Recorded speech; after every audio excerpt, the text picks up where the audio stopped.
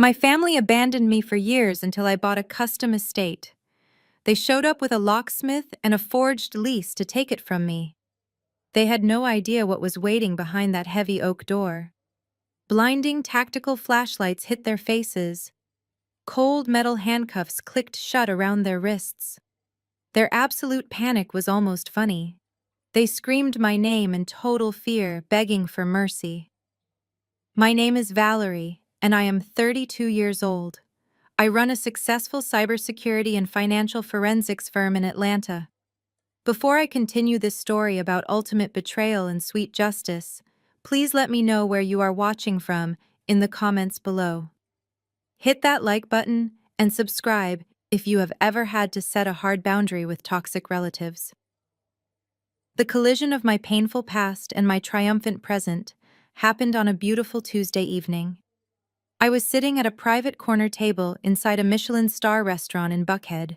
The ambiance was absolutely perfect. Soft jazz played through hidden speakers, and the scent of expensive truffle risotto filled the warm air. I was wearing a tailored designer suit, sipping a vintage red wine and celebrating a massive victory. My firm had just secured a highly lucrative corporate security contract with a Fortune 500 company. I was finally breathing easy. I had built my empire completely from scratch after my family wrote me off as a stubborn failure. I felt entirely at peace until the maitre d' approached my table looking incredibly uncomfortable. Before he could even speak, a loud voice shattered the elegant quiet of the dining room. "There she is." My mother Brenda marched past the host stand, waving her hands dismissively at the restaurant staff who tried to stop her. Trailing right behind her was my father Jerome, wearing his usual polished church suit. Next came my younger sister Alicia, clutching a designer handbag that I knew for a fact she could not afford. Bringing up the rear was her white husband Preston. He was a local real estate broker who always walked around with a smug smile like he owned the entire city. They did not have a reservation. They did not even have the basic decency to call my phone. They just crashed my private celebration with the subtlety of a runaway freight train. Diners at nearby tables turned their heads to stare at the sudden commotion. My mother thrives on public spectacle. She has always used the threat of public embarrassment to force me into immediate compliance. Brenda pulled out a heavy wooden chair and sat down uninvited. Jerome took the velvet seat next to her, crossing his thick arms. Alicia and Preston hovered behind them like arrogant backup dancers. I did not flinch. I slowly placed my crystal wine glass on the crisp white tablecloth and looked at them.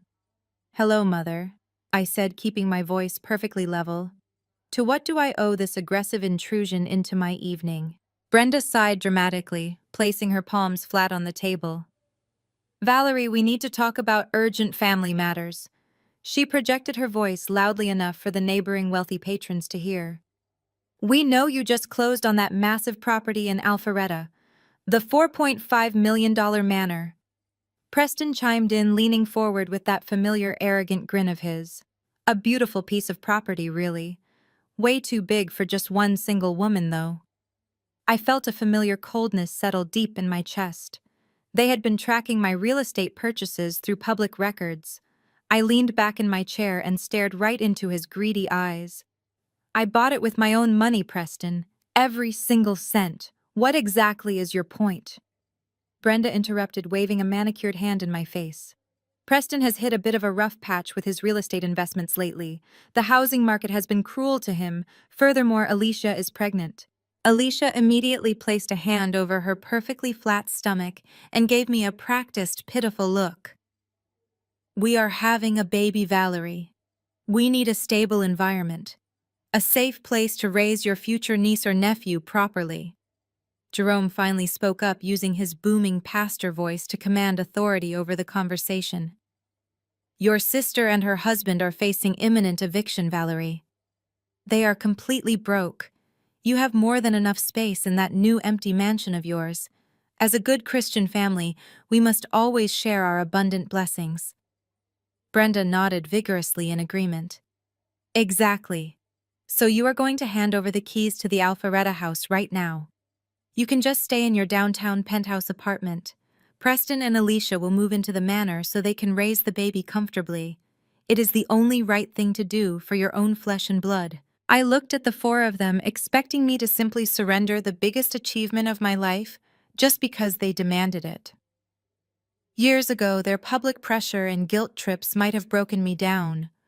I used to crave their approval so much that I would have given them anything. But I was no longer the scapegoat they could bully. I took a slow, deliberate breath and let a cold smile touch my lips. I reached into my designer purse and pulled out my black credit card to pay for my dinner. "You want my house?" I asked, my voice dripping with pure amusement. "You want me to hand over a multi-million-dollar estate to a man who gambled his career away and a sister who never worked a hard day in her life?" Brenda slammed her hand against the table, causing the silverware to rattle. "How dare you speak about your sister that way? We are your parents, and we are telling you what needs to happen. You owe this family absolutely everything." I just smiled at them coldly. I picked up my wine glass, letting the deep red liquid swirl for a moment before taking a slow, deliberate sip. The silence at our table was heavy with their expectation. They were sitting there fully believing I would cave and hand over the keys to my empire just to keep the peace and avoid a public scene. Instead, a soft laugh bubbled up from my throat. It started small but quickly grew into a genuine sound of pure disbelief. Brenda looked highly offended by my reaction. Her jaw tightened and she glared at me as if I were a misbehaving child. "You think this is funny, Valerie? We are talking about the survival of your family, and you are sitting there laughing in our faces." I set my glass down and leaned forward, resting my arms on the white tablecloth. "You think I owe this family everything, Mother. Let us take a little walk down memory lane and talk about what exactly I owe you." I shifted my gaze directly into my father's eyes, watching him shift uncomfortably in his velvet chair. "Do you remember my 18th birthday, Jerome? The day I received my acceptance letter to my dream university for computer science. I had worked tirelessly for 4 years to earn that spot. And what did you and Mother do with the college fund that was supposed to secure my educational future?" Jerome adjusted his tie, looking anywhere but at my face. "That was a long time ago, Valerie. We had to make difficult financial decisions for the good of the entire household. You cannot hold on to the past forever." "The good of the household," I repeated, my voice sharp enough to cut glass. "You drained my entire college savings account. You took every single penny I was promised so you could buy Preston a brand new Porsche Cayenne as a wedding gift. You bought a luxury sports car for a white man who had barely been in the family for 6 months, and you left your own daughter with absolutely nothing." I made sure they heard every word clearly without raising my voice.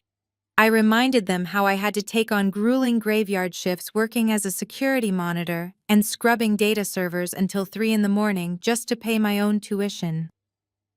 I survived on cheap instant noodles and slept maybe 4 hours a night while Alicia and Preston drove around Atlanta in a luxury vehicle paid for by my stolen future.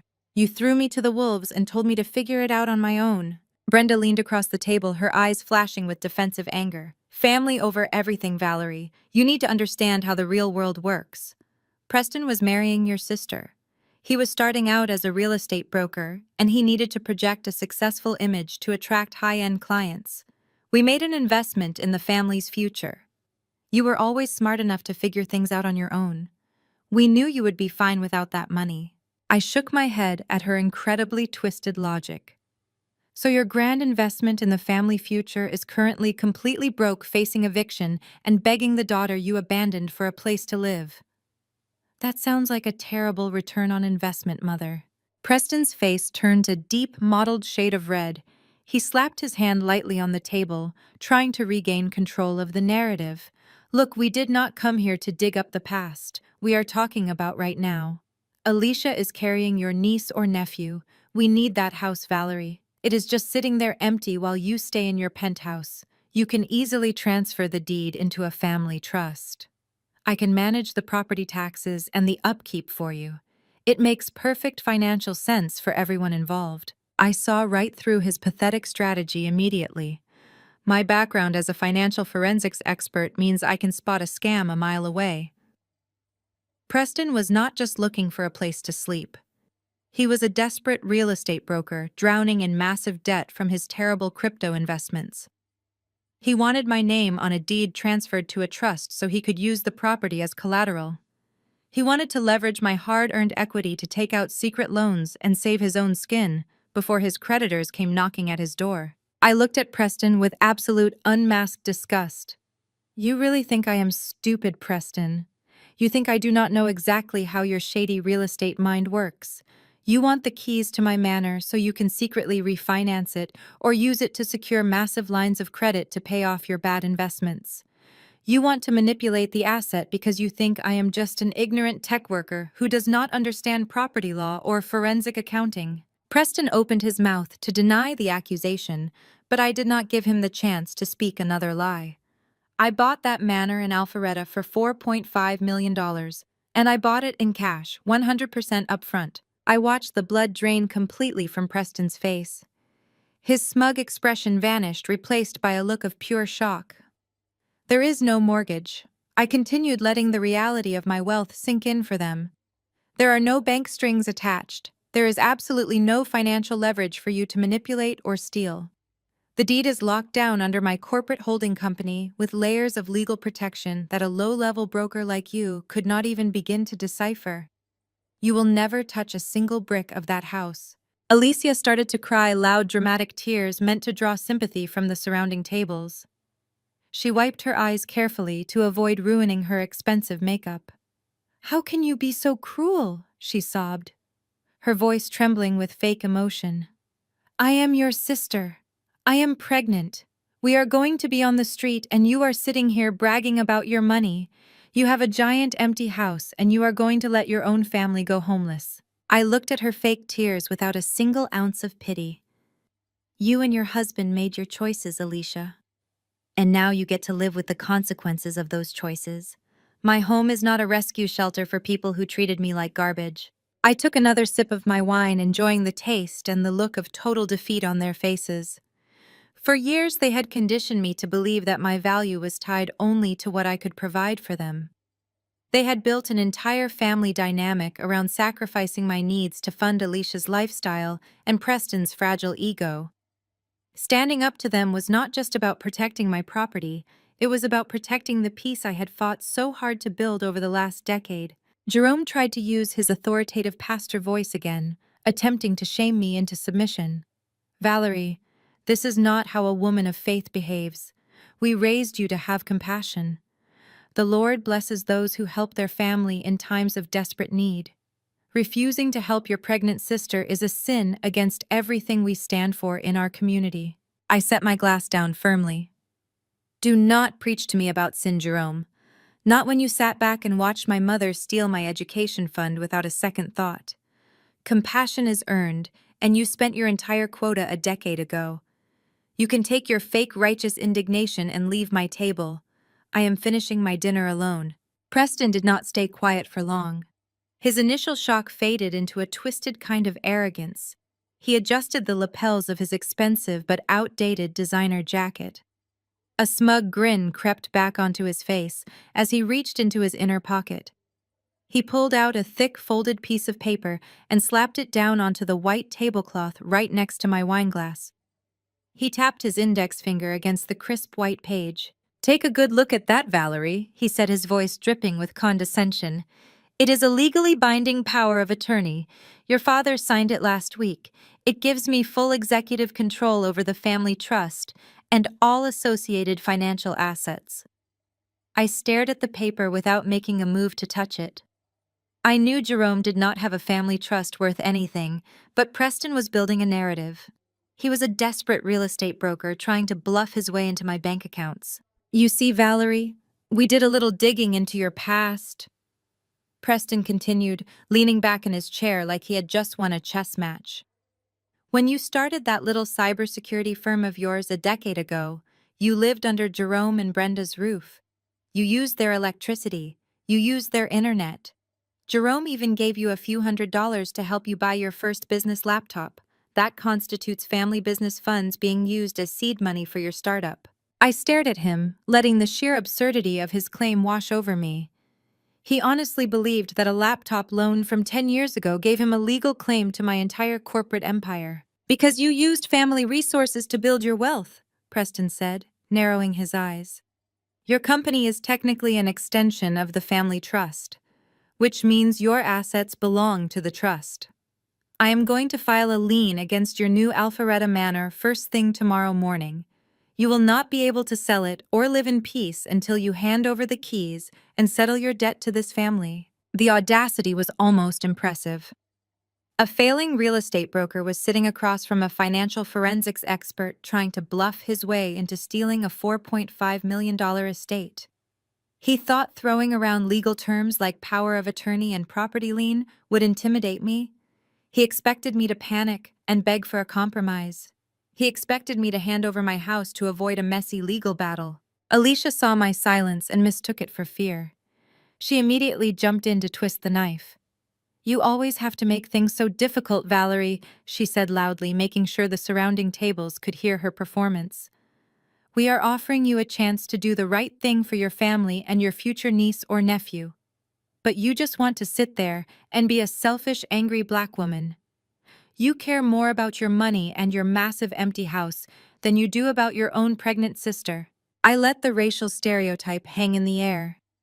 My own sister was using the angry black woman trope to shame me in the middle of a fine dining restaurant in Buckhead. She wanted me to raise my voice. She wanted me to slam my hands on the table and cause a scene so she could point her finger and play the ultimate victim. I refused to give her the satisfaction.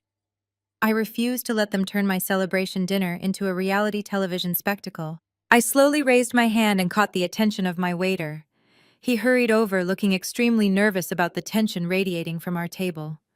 I will take the check, please, I said, my voice perfectly calm and polite.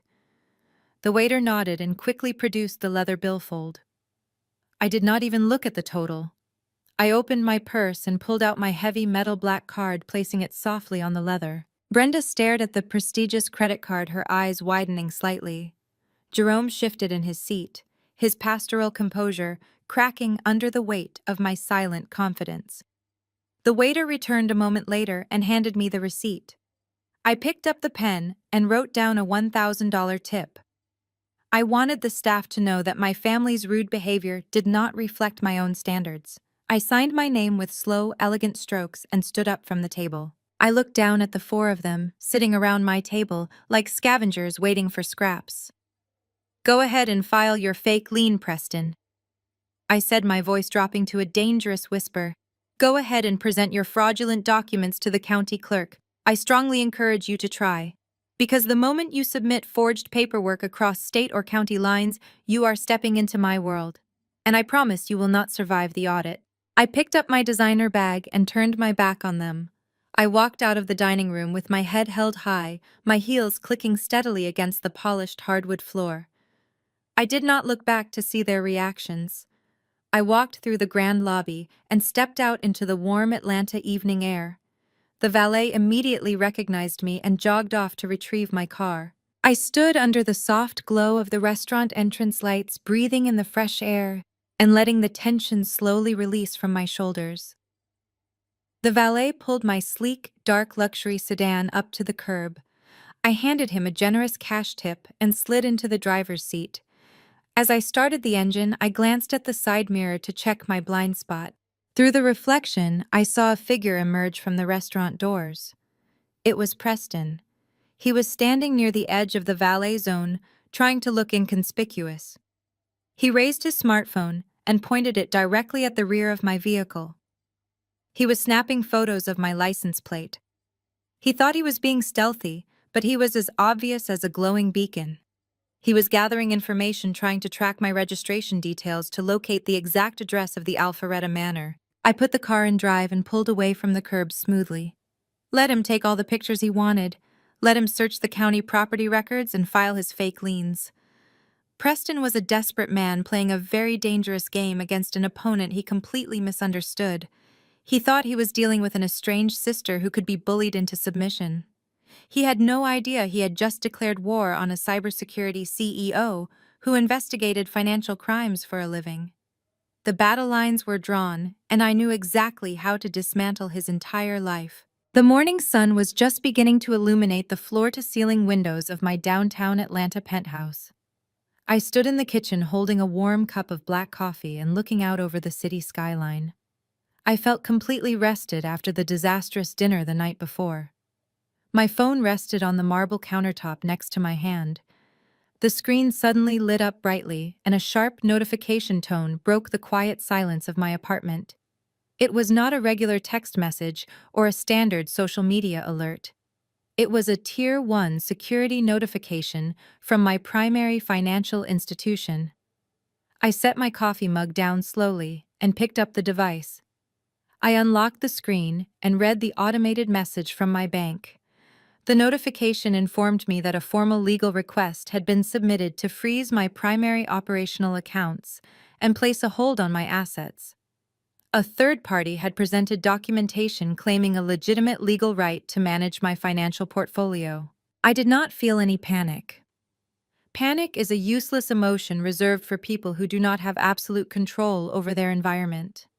I realized Preston had actually gone through with his pathetic threat. He had taken those blurry photos of my license plate outside the restaurant and used his federal real estate broker credentials to run my vehicle registration. He had tracked down my banking details and decided to launch a direct attack on my wealth. The sheer audacity of his move was almost impressive. He was treating my carefully built life like one of his desperate, distressed property foreclosures. He truly believed he could intimidate me by throwing fake legal weight around. I walked down the long hallway of my penthouse toward my home office. This was not a standard workspace with a simple laptop and a printer. This was a secure command center built for a chief executive officer of a cybersecurity firm. The room was equipped with 6 high-definition monitors, biometric security locks, and an encrypted server rack that connected directly to my company headquarters. I pressed my thumb against the biometric scanner panel. The heavy reinforced door unlocked with a quiet, satisfying click. I stepped inside the cool, dark room and sat down in my ergonomic leather chair. I woke up the system and watched the 6 screens illuminate the dark space with a sharp blue glow. I logged into my banking portal through a highly secure encrypted network tunnel. The fraudulent document Preston had submitted was sitting right there in the pending legal review folder of my bank account dashboard. It was a scanned digital copy of the power of attorney paperwork he had waved in my face at the Michelin star restaurant. I downloaded the file and routed it directly into my proprietary forensic analysis software. The software began stripping away the hidden digital layers of the file immediately. It took me exactly 30 minutes to completely dismantle his entire pathetic scheme. The metadata embedded deep inside the document told a hilarious story of absolute desperation. The file had not been drafted by a legitimate law firm or a licensed attorney. The digital creation timestamp showed the document was generated at 2 a.m, just hours after our intense confrontation in Buckhead. Preston had used a cheap basic online template and digitally manipulated my father Jerome's signature to make it look official. I did not stop at simply proving the document was a cheap forgery. I wanted to know exactly where Preston was operating from when he launched this attack. I ran a reverse trace on the Internet Protocol address that was used to submit the fraudulent request to my bank. The digital trace bounced through a commercial virtual private network, attempting to hide its origin. My software easily bypassed the cheap security measure and revealed the true origin point. The signal led straight back to the wireless internet network of Preston's failing boutique real estate office in Midtown Atlanta. He was sitting at his desk right now, thinking he had just outsmarted a financial forensics expert. I decided to take a much closer look at Preston's digital footprint while I was already inside his network. If he was desperate enough to commit federal wire fraud and forge legal documents, he had to be hiding a massive financial black hole. I accessed public financial registries and ran a cross-reference on his federal brokerage license number. I pulled his recent transaction history and analyzed his credit utilization reports. The picture that emerged on my monitors was absolute financial carnage. Preston had not just made a few bad real estate investments. He had completely destroyed his entire portfolio by heavily leveraging himself in highly volatile cryptocurrency markets. I found records of massive margin calls and entirely liquidated accounts. He was hundreds of thousands of dollars in debt to offshore crypto exchanges. His credit cards were completely maxed out and his business operating accounts were running on fumes. He needed millions of dollars immediately just to avoid total bankruptcy and potential criminal charges from his own furious investors. As I scrolled through his sinking financial records, a very strange pattern caught my attention.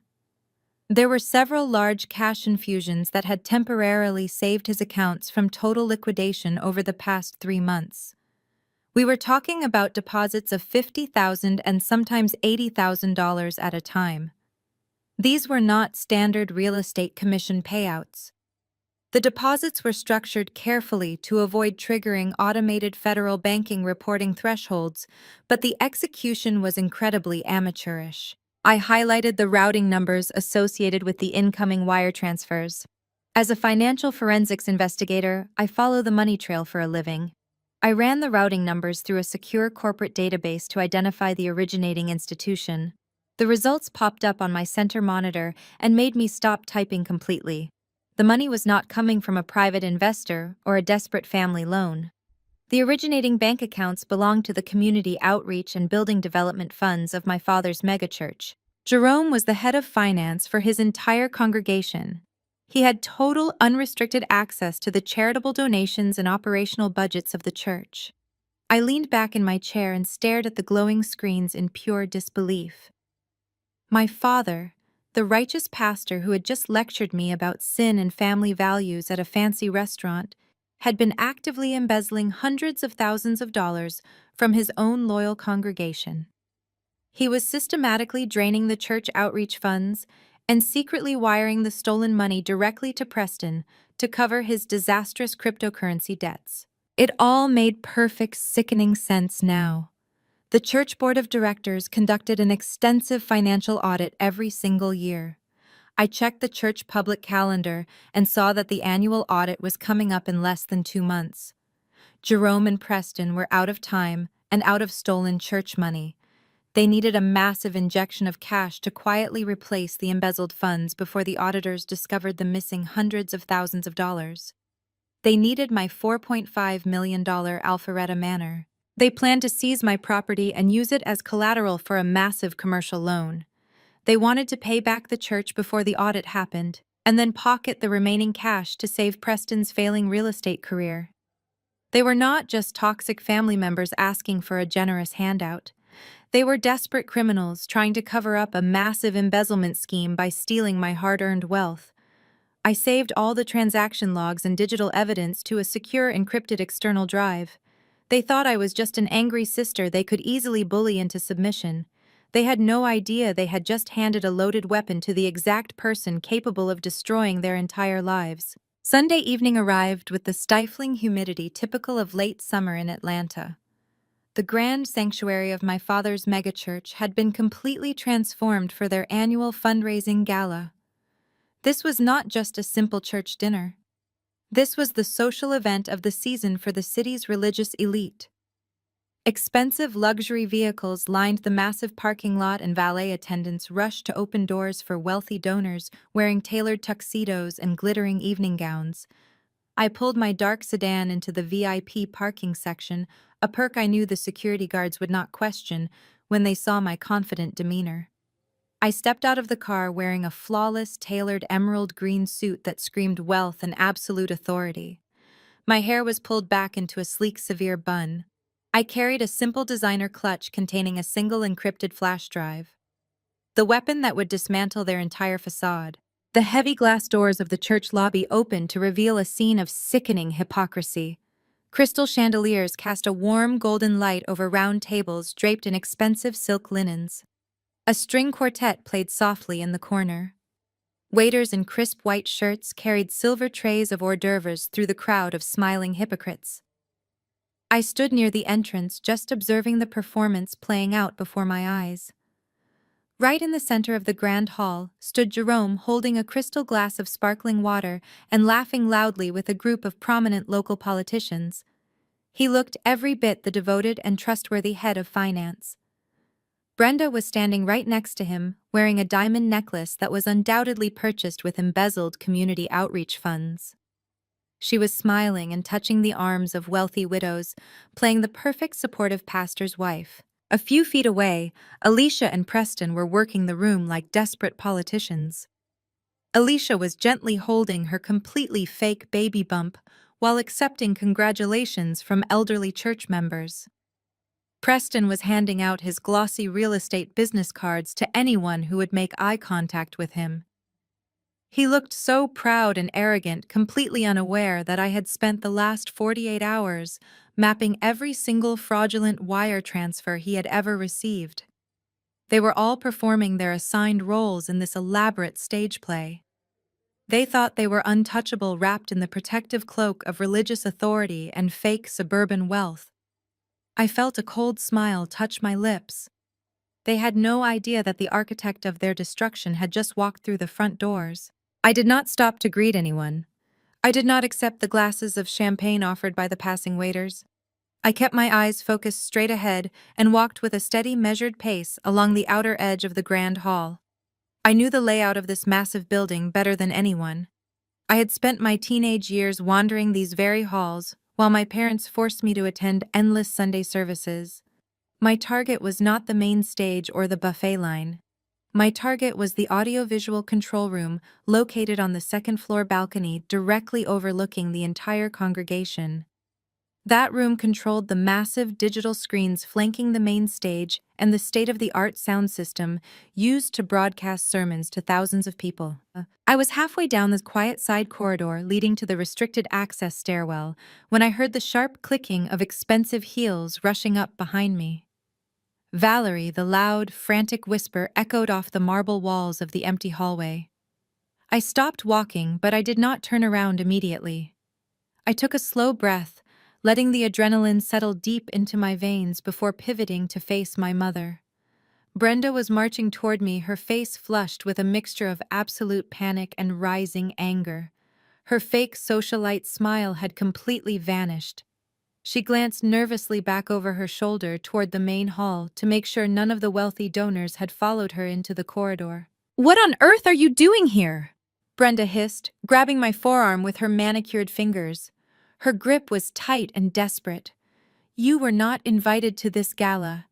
This is an exclusive event for high-level donors and church leadership. You need to leave right now before your father sees you." I looked down at her hand clutching my emerald green sleeve. I did not pull away. I just stared at her fingers until she felt the freezing intensity of my gaze and slowly released her grip. "I am here to make a donation, Mother," I said, keeping my voice perfectly calm and flat. "I thought Jerome would appreciate a substantial contribution to the Community Outreach Fund.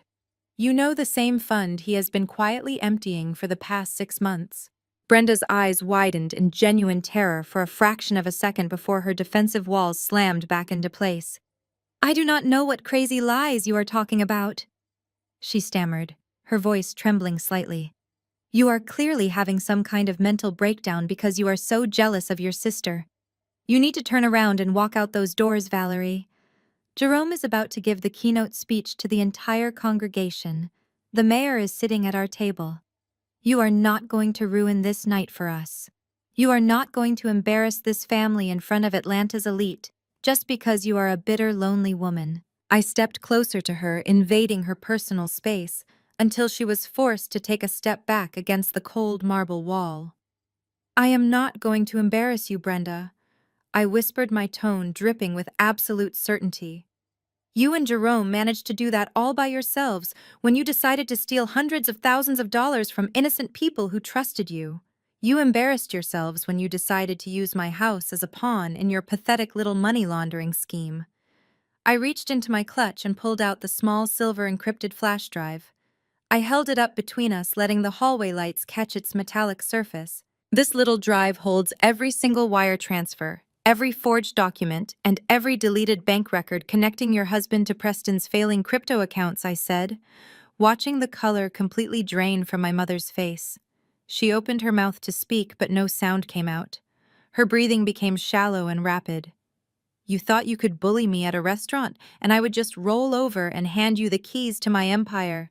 You forgot that I destroy financial criminals for a living. I slipped the drive back into my clutch and stepped around her trembling form. Do not do this, Valerie, Brenda gasped, grabbing at the empty air as I walked past her. Please, they will destroy us. They will take everything. I paused at the heavy wooden door of the stairwell and looked back at her pathetic, terrified face. You already took everything from me when I was 18, I reminded her coldly. Tonight I am just balancing the family ledger. I pushed open the heavy door and climbed the carpeted stairs to the second-floor balcony. The audiovisual control room was just ahead. The door was unlocked. The technician was probably down in the main hall eating free food. I stepped inside the dark room surrounded by glowing monitors and massive mixing boards. I locked the door behind me with a heavy metallic click and walked directly to the main presentation terminal. Through the soundproof glass of the control room, I could look down and see Jerome walking up the carpeted steps to the main stage. The congregation erupted into loud applause. He adjusted his microphone and smiled warmly at the sea of wealthy donors. I plugged my silver flash drive into the main terminal port. The system recognized the device immediately. I brought up the master presentation file that was queued for the giant LED screens flanking the stage. With a few quick keystrokes, I bypassed the church presentation software and mirrored my encrypted drive directly to the main display output. I loaded the first slide containing the heavily highlighted bank statements showing the stolen community outreach funds. My finger hovered over the execute button. Jerome raised his hands, asking the crowd for silence so he could begin his sermon about charity and sacrifice. I took a deep breath and smiled. My finger pressed down on the execute button just as Jerome leaned into the podium microphone. His deep, commanding voice echoed through the massive hall, talking about the virtues of family values and the sacred duty of charity. He was literally asking these wealthy donors to open their hearts and their wallets to help the less fortunate. It was a masterful performance of pure deception.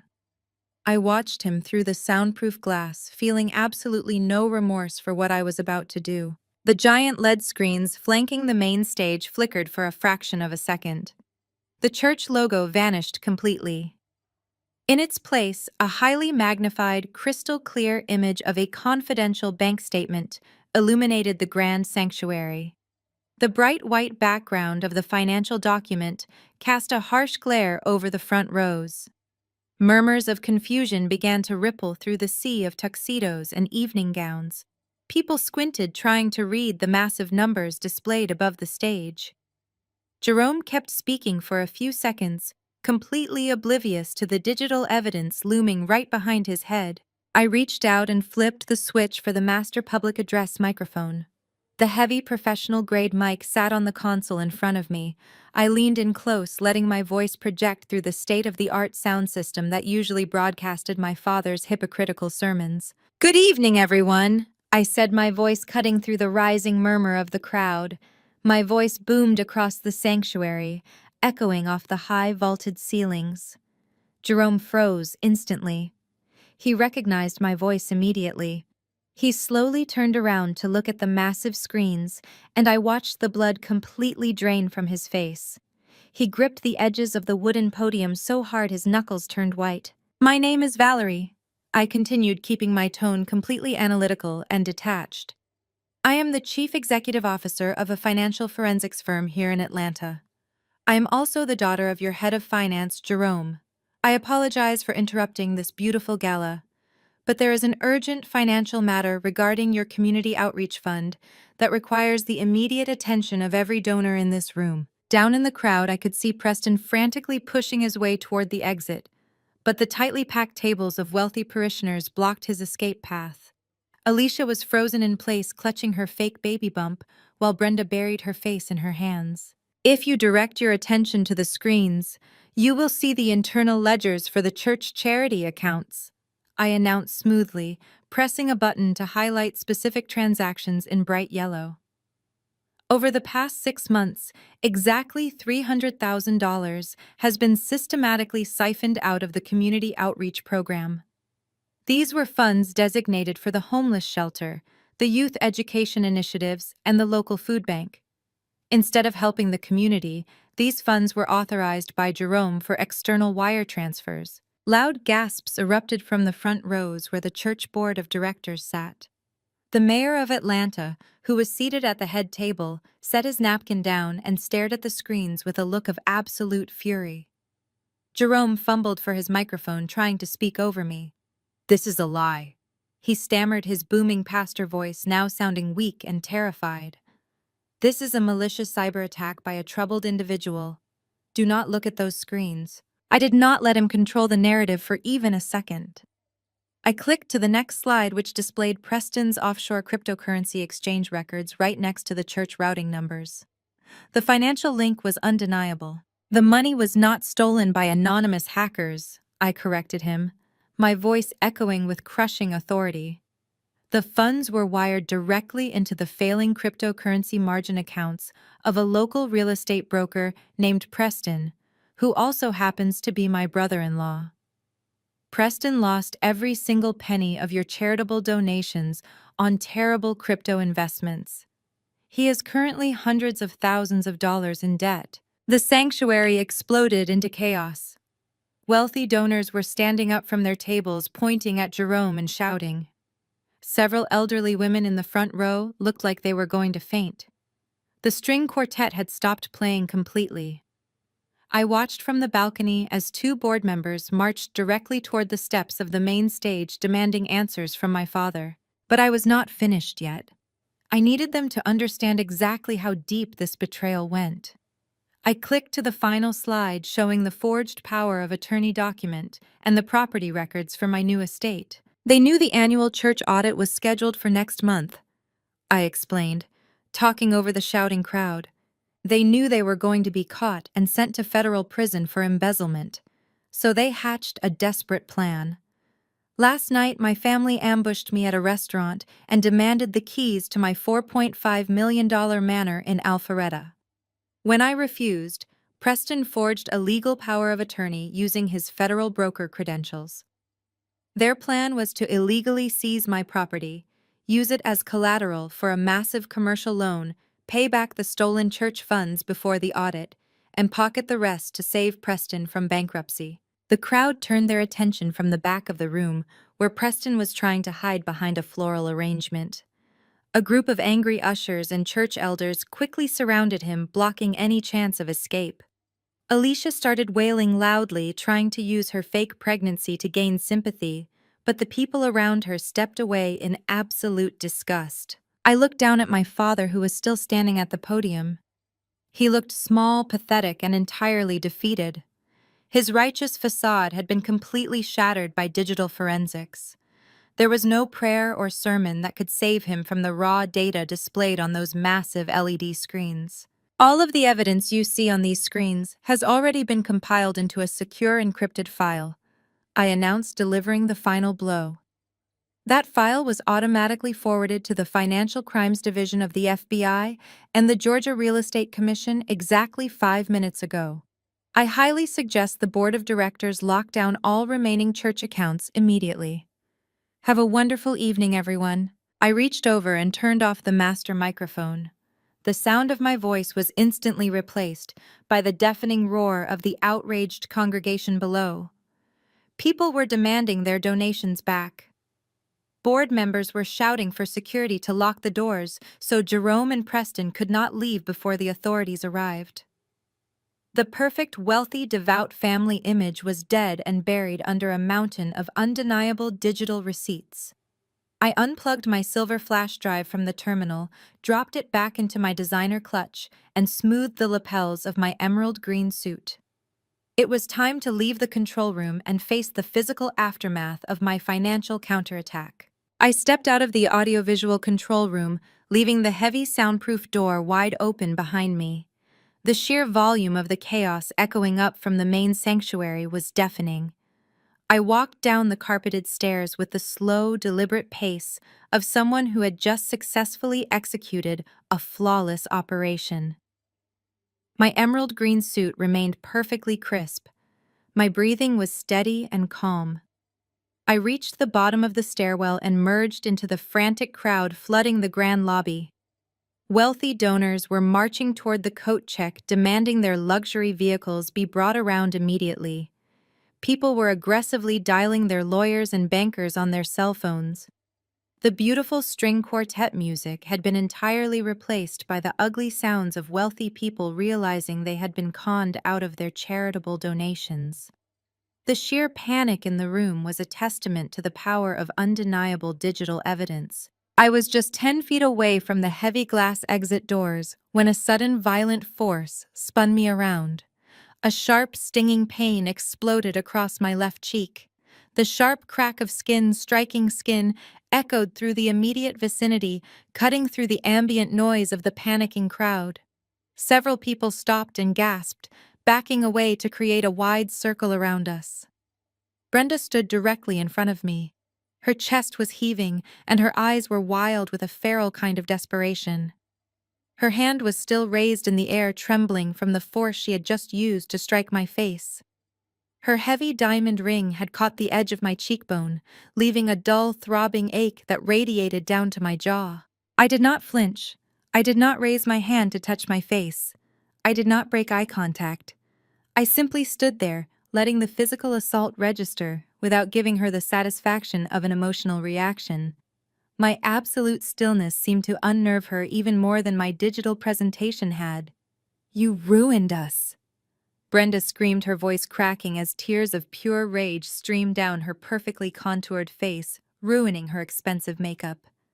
"You destroyed the family name Valerie. You destroyed everything we built in this community over the last 20 years. How could you do this to your own flesh and blood? We are going to be a laughingstock. My country club friends are already leaving out the back doors. Jerome is going to be arrested. You malicious, ungrateful child. You have stripped us of our dignity and our entire social standing." She was hyperventilating now, grasping at the silk fabric of her evening gown. Even in the face of undeniable proof that her husband had stolen hundreds of thousands of dollars from charity, her only concern was her social status and her reputation among the Atlanta elite. She was not crying for the homeless shelter or the youth programs that had been robbed. She was crying because she would never be invited to another high society gala. Her complete lack of moral awareness was staggering, but entirely predictable. I looked at her with a cold, clinical detachment. "I did not destroy your reputation, Mother," I said, my voice low and completely steady so only she could hear the absolute finality in my tone. "Jerome destroyed it when he decided to become a common thief. Preston destroyed it when he gambled away stolen charity money on worthless crypto markets to feed his massive ego.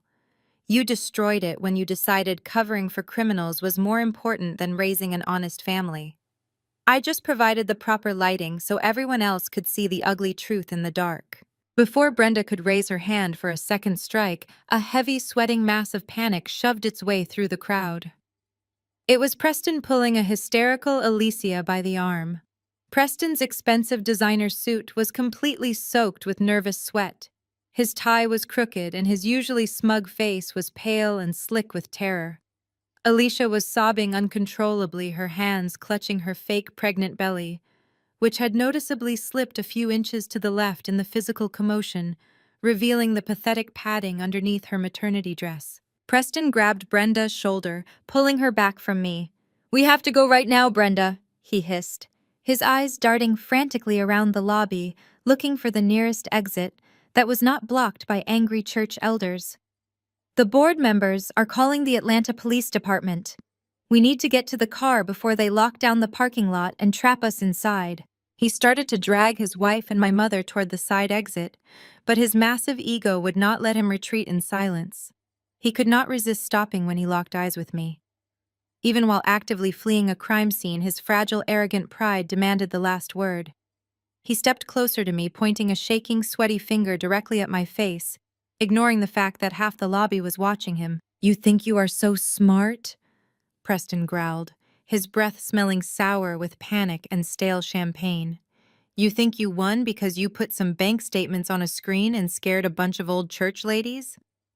You think your little computer tricks are going to stop me from getting what I am owed to fix this mess?" I simply tilted my head, observing his pathetic display of false bravado.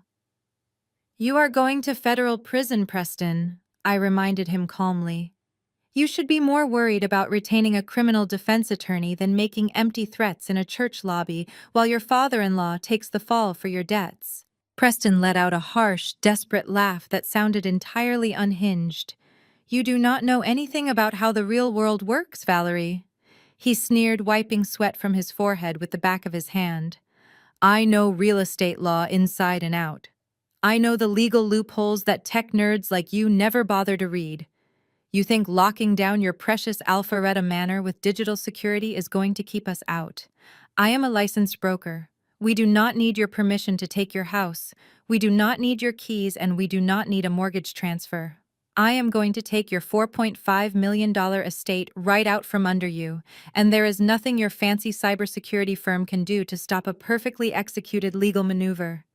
You are going to end up homeless on the street, and we are going to live in luxury while we sort this out. Mark my words." He yanked Alicia's arm roughly and dragged her toward the side doors, Brenda stumbling blindly behind them.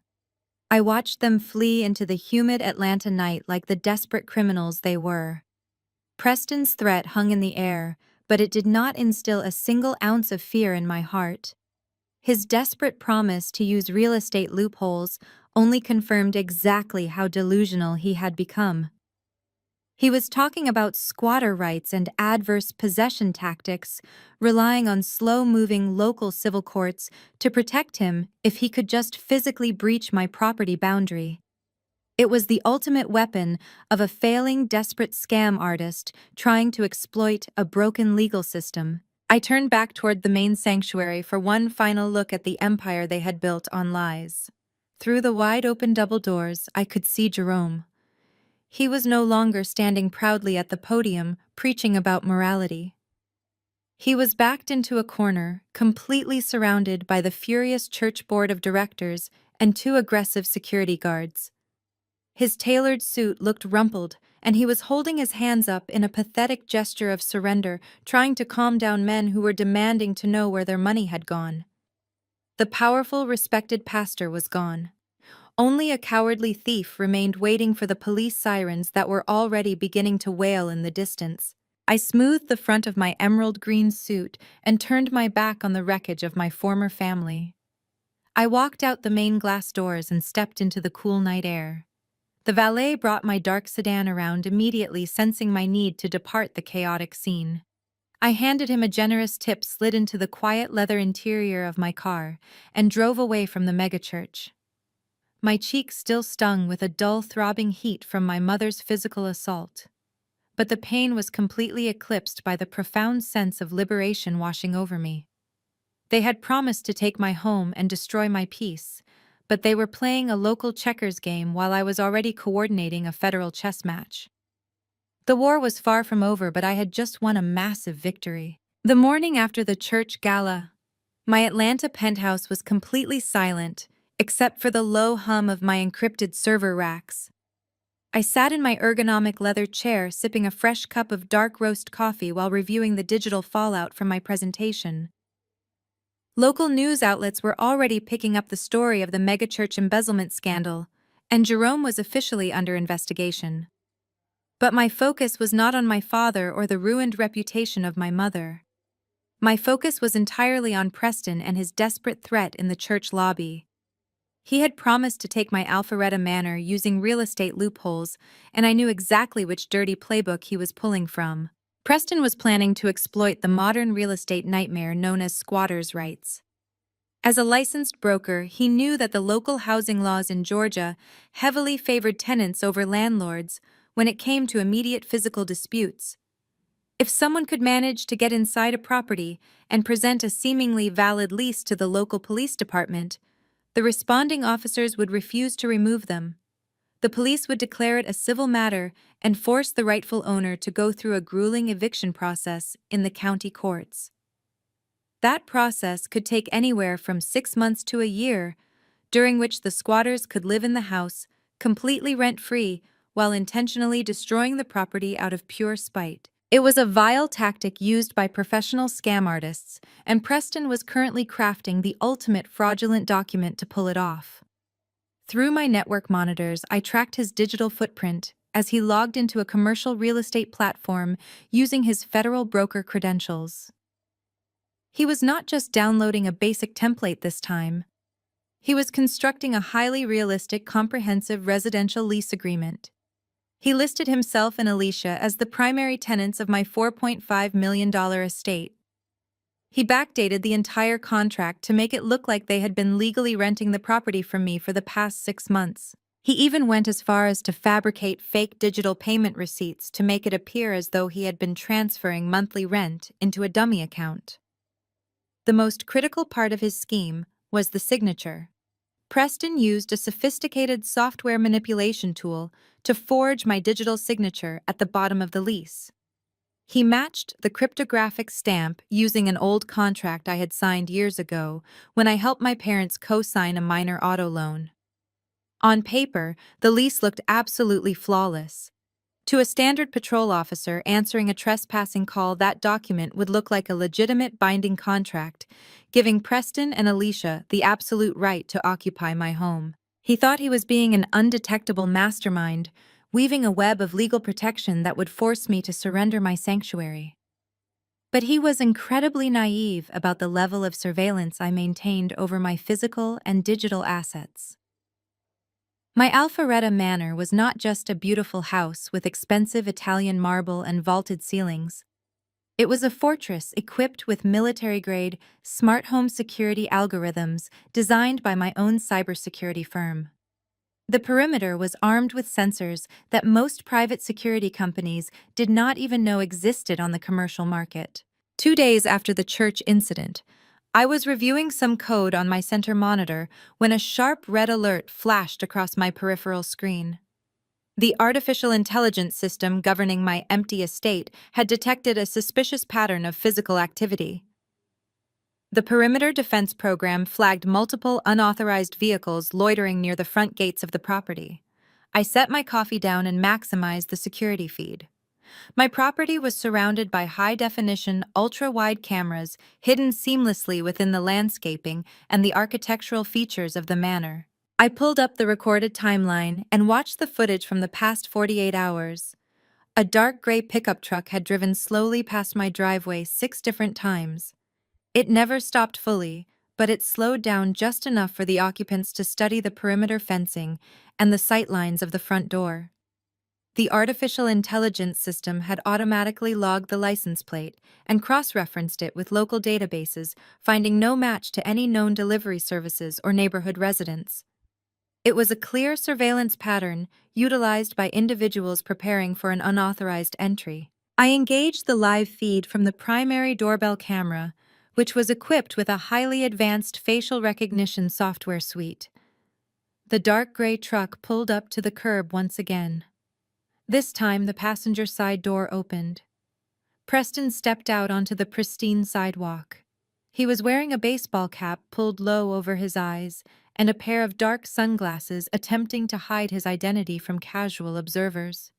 He walked casually up the driveway, pretending to be on a phone call, while his eyes darted nervously across the front facade of my house, taking mental notes of the entry points. He was scouting the property, looking for vulnerabilities, blind spots, and easy points of entry to exploit. My facial recognition software locked onto his jawline, and the visible portions of his face, instantly matching his biometric profile with a 99% accuracy rating. A green confirmation box appeared over his head on my monitor, tagging him as a known hostile entity. He was not alone on this scouting mission. The driver of the truck stepped out a moment later. He was a heavy-set man, wearing dirty work clothes and carrying a heavy canvas tool bag. I ran his face through the system, and the database returned a rapid match for a man with a lengthy criminal record for breaking and entering. He was currently operating as a shady, unlicensed locksmith who catered to clients needing quiet off the books entry into contested properties. Preston was bringing in professional muscle to bypass my physical locks because he knew his fake paperwork would only work if he was already standing inside the living room. I watched through the crisp 4K video feed as Preston pointed toward the heavy oak front door and then gestured toward the side entrance near the garage. The locksmith nodded, pulling a specialized drill and a set of tension picks from his canvas bag to demonstrate his bypass method. They were mapping out their exact angle of attack. They planned to drill the deadbolts, replace the lock cylinders, and walk right into my foyer, holding their fabricated 6-month lease. They genuinely believed they were about to execute the perfect real estate heist and bend the local police to their will. I zoomed in on Preston's face, noting the eager, desperate sweat glistening on his forehead. He was banking his entire future on this squatter scheme, thinking he could hold my home hostage and force me to pay off his massive cryptocurrency debts to get it back. He thought my lack of physical presence at the manor meant the house was vulnerable and unprotected. He had no idea that every single step he took on my driveway was being recorded, analyzed, and compiled into a massive federal evidence file. I leaned back in my chair, watching the two men retreat to their truck to finalize their break-in strategy. They were preparing to breach my sanctuary, but they were blindly walking straight into a high-tech digital bear trap. I watched the dark gray truck pull away from my driveway on the security feed, knowing their physical breach was only one half of Preston's master plan. The other half was social manipulation, and that attack came exactly 2 hours later. My secondary monitor lit up with a barrage of automated social media alerts. My algorithms were programmed to flag any public mentions of my name, my company, or my properties across all major digital platforms. The alerts were pouring in at an alarming rate, primarily originating from TikTok and Instagram. I opened the flagged link and leaned back in my leather chair.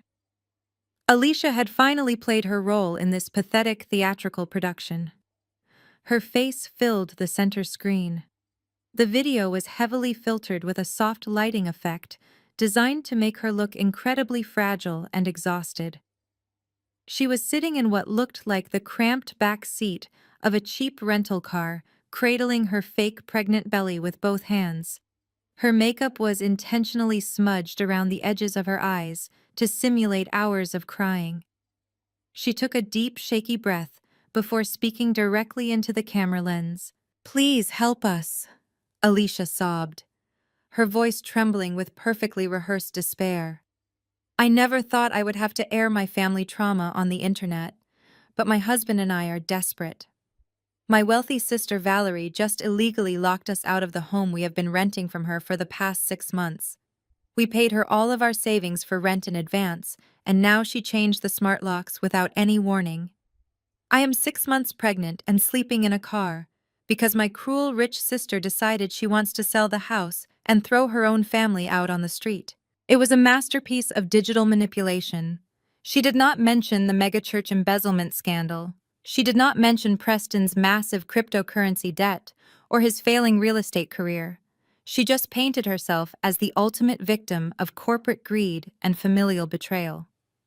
She held up a printed copy of the forged lease agreement, waving it at the camera as if it were a shield of absolute truth. The video ended with her burying her face in her hands, weeping loudly while Preston wrapped a comforting arm around her shoulders from the front seat. I watched the engagement metrics skyrocket in real time. The algorithm favored high-emotion drama, and Alicia's tearful performance was perfectly engineered to go viral. Within 45 minutes, the video had crossed 100,000 views. The comment section was an absolute bloodbath of misplaced public outrage. Thousands of strangers from the local Atlanta community were tagging my cybersecurity firm, demanding justice for a pregnant woman who was supposedly sleeping in a parking lot. Local influencers were duet framing the video, calling me a heartless corporate monster and a disgrace to the Black community. People were sharing the video to local news stations, tagging investigative reporters, and demanding an inquiry into my business practices. They were trying to build a bulletproof public narrative before executing their physical break-in. They wanted the entire city of Atlanta to believe they were the rightful tenants. So when the inevitable police confrontation happened, the court of public opinion would already be firmly on their side. It was an insidious strategy designed to pressure me into surrendering the Alpharetta Manor just to stop the public relations nightmare. My personal cell phone began vibrating rapidly on the desk. The caller ID showed the name of my lead corporate attorney, Jonathan. I answered the call, putting him on speakerphone while I continued to monitor the rising tide of internet outrage. "Valerie, have you seen the social media posts?" Jonathan asked, his voice tight with professional concern. "The legal team is already drafting a cease and desist order for defamation, but we have a much bigger problem on our hands right now." "I am watching the metrics climb as we speak, Jonathan," I replied, my voice remaining perfectly calm. "They are laying the groundwork for a squatter takeover." Preston was scouting the physical perimeter of the property earlier today with an unlicensed locksmith. "They are planning to breach the house tonight." Jonathan let out a heavy sigh over the speakerphone.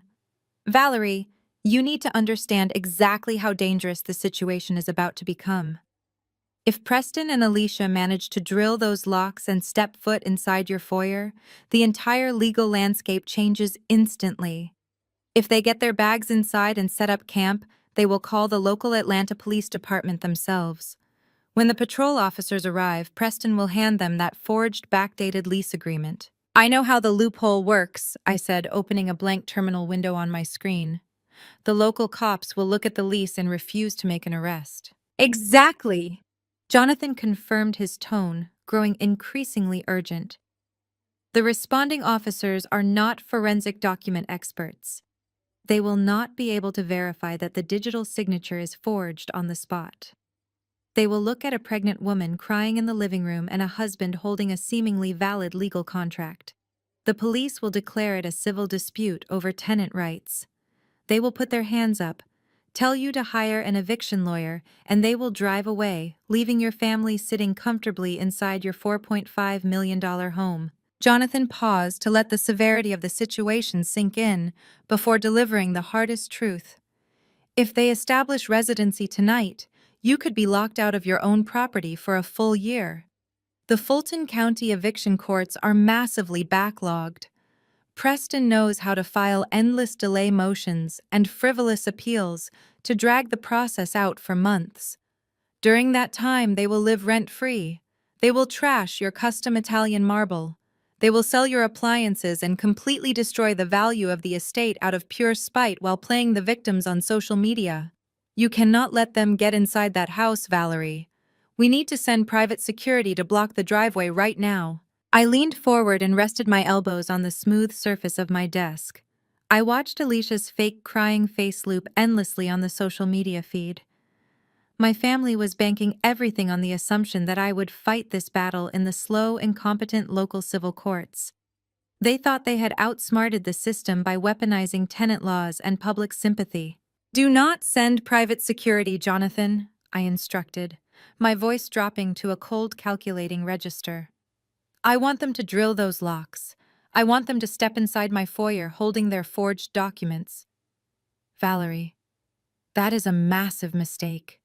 Jonathan warned, his legal instincts fighting against my unorthodox strategy. "If you let them in, the local police will not drag them out." "I am not calling the local police." "Jonathan," I replied, shutting down the social media monitor completely. Preston used his federal broker credentials to transmit a forged real estate document across interstate servers. He is attempting to commit a felony wire fraud scheme against a corporate entity. This is no longer a local civil dispute over a broken family dynamic. This is a federal crime. Let them have their viral internet moments and their fake tears.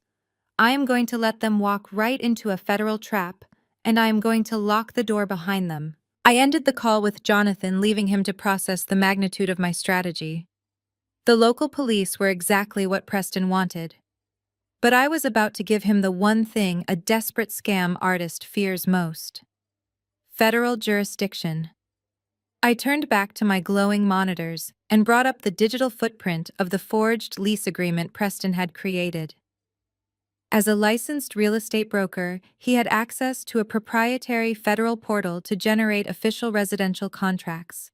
The servers hosting that specific portal were physically located in California and New York. By logging into that system from Georgia, fabricating a residential lease, and attaching my digitally forged signature to a document meant to illegally secure a multi-million-dollar asset, Preston had crossed a massive legal line. He had transmitted fraudulent financial data across state lines. That was the textbook definition of federal wire fraud, combined with aggravated identity theft. I picked up my encrypted cellular device and bypassed my standard contact list. I typed in a secure direct line that I had not used in over 2 years. The phone rang twice before a deep, gravelly voice answered. It was Special Agent Marcus Hayes from the White Collar Crime Division of the FBI field office in Atlanta. Marcus and I had collaborated on several massive corporate embezzlement cases in the past, providing his team with forensic data that led to dozens of federal convictions. He knew my reputation for absolute accuracy. "Valerie," he said, his tone shifting into immediate professional focus. "It has been a while to what do I owe the pleasure of a direct call?" "Marcus, I have a slam-dunk wire fraud and identity theft case for you," I replied smoothly, tapping my manicured nails against my desk. A licensed real estate broker is currently using forged federal documents generated across state lines to execute a hostile takeover of a $4.5 million property. He is planning to physically breach the estate tonight, using an unlicensed locksmith and claim squatter rights, using the fake lease. Marcus let out a low whistle over the phone. "Squatters' rights. That usually falls under local civil disputes, Valerie. Local cops hate dealing with that mess." "I know," I said, letting a hard smile form on my face. "But the local cops do not know about the forged digital signatures crossing interstate servers, and they certainly do not know that the suspect is heavily tied to a pending megachurch embezzlement investigation involving hundreds of thousands of missing charity dollars. I am sending you the complete digital packet right now. Routing numbers, IP addresses, server logs, and the forged lease. I have live 4K camera feeds covering every inch of the target property. I want your tactical team waiting in the dark when he drills the lock." I heard the rapid clicking of a keyboard on Marcus' end of the line as he received my encrypted file. Within 60 seconds, his breathing changed. "Valerie, this data is bulletproof. He used his federal broker credentials to generate the fraud. I am getting a federal magistrate to sign an arrest warrant right now. We will have a SWAT team on standby." Before I disconnected with Marcus, I made one more necessary phone call. I contacted the chief investigator at the Georgia Real Estate Commission. I forwarded them the same digital packet flagging Preston's broker license for immediate permanent revocation, pending a federal sting operation tonight. His entire professional life was completely dismantled before the sun even set. But for the trap to spring perfectly, my family needed to believe that the Alpharetta Manor was completely vulnerable and unguarded. They were undoubtedly watching my every move, monitoring my social media, and tracking my daily routines to find the optimal window for their break-in. I needed to give them a golden opportunity they could not possibly resist. I stood up from my command center and walked into my master bedroom. I pulled a sleek designer suitcase from my closet and quickly packed a few high-end business outfits. I called a private black car service and instructed the driver to take me directly to the international terminal at Hartsfield-Jackson Airport. My family thought I was just an arrogant tech CEO who flaunted her wealth. I decided to play exactly into their preconceived notions. When I arrived at the bustling airport, I walked slowly through the main concourse, making absolutely sure my face was captured by public security cameras and any potential private investigators Preston might have hired to tail me. I checked into the exclusive first-class Delta Sky Club lounge. I found a quiet table near the floor-to-ceiling windows overlooking the tarmac. I ordered a glass of expensive champagne and placed my passport right next to a printed first-class boarding pass to London. I arranged the lighting perfectly and snapped a crisp photograph of the setup. I uploaded the picture to my Instagram and LinkedIn accounts with a highly visible caption, "Off to the United Kingdom, for a week-long cybersecurity summit, looking forward to disconnecting and enjoying some peace across the pond. I set my phone down and watched the analytics dashboard on my secondary screen. Within 4 minutes, I saw 2 anonymous burner accounts view my story. My algorithms immediately traced the IP addresses of those burner accounts straight back to Alicia's phone. They had swallowed the bait whole. They believed I was boarding an international flight, leaving my multi-million-dollar estate completely empty and thousands of miles out of my physical reach for an entire week. As soon as the boarding calls for the London flight began echoing through the lounge, I stood up and grabbed my designer bag. I did not walk toward the departure gate. Instead, I exited the Sky Club and navigated through a restricted VIP corridor that led directly to the lower-level arrivals curb. A heavily tinted armored SUV, sent by my own security firm, was already idling quietly by the concrete pillar. I opened the heavy door and slid into the spacious back seat, pulling the curtains shut to block any outside view.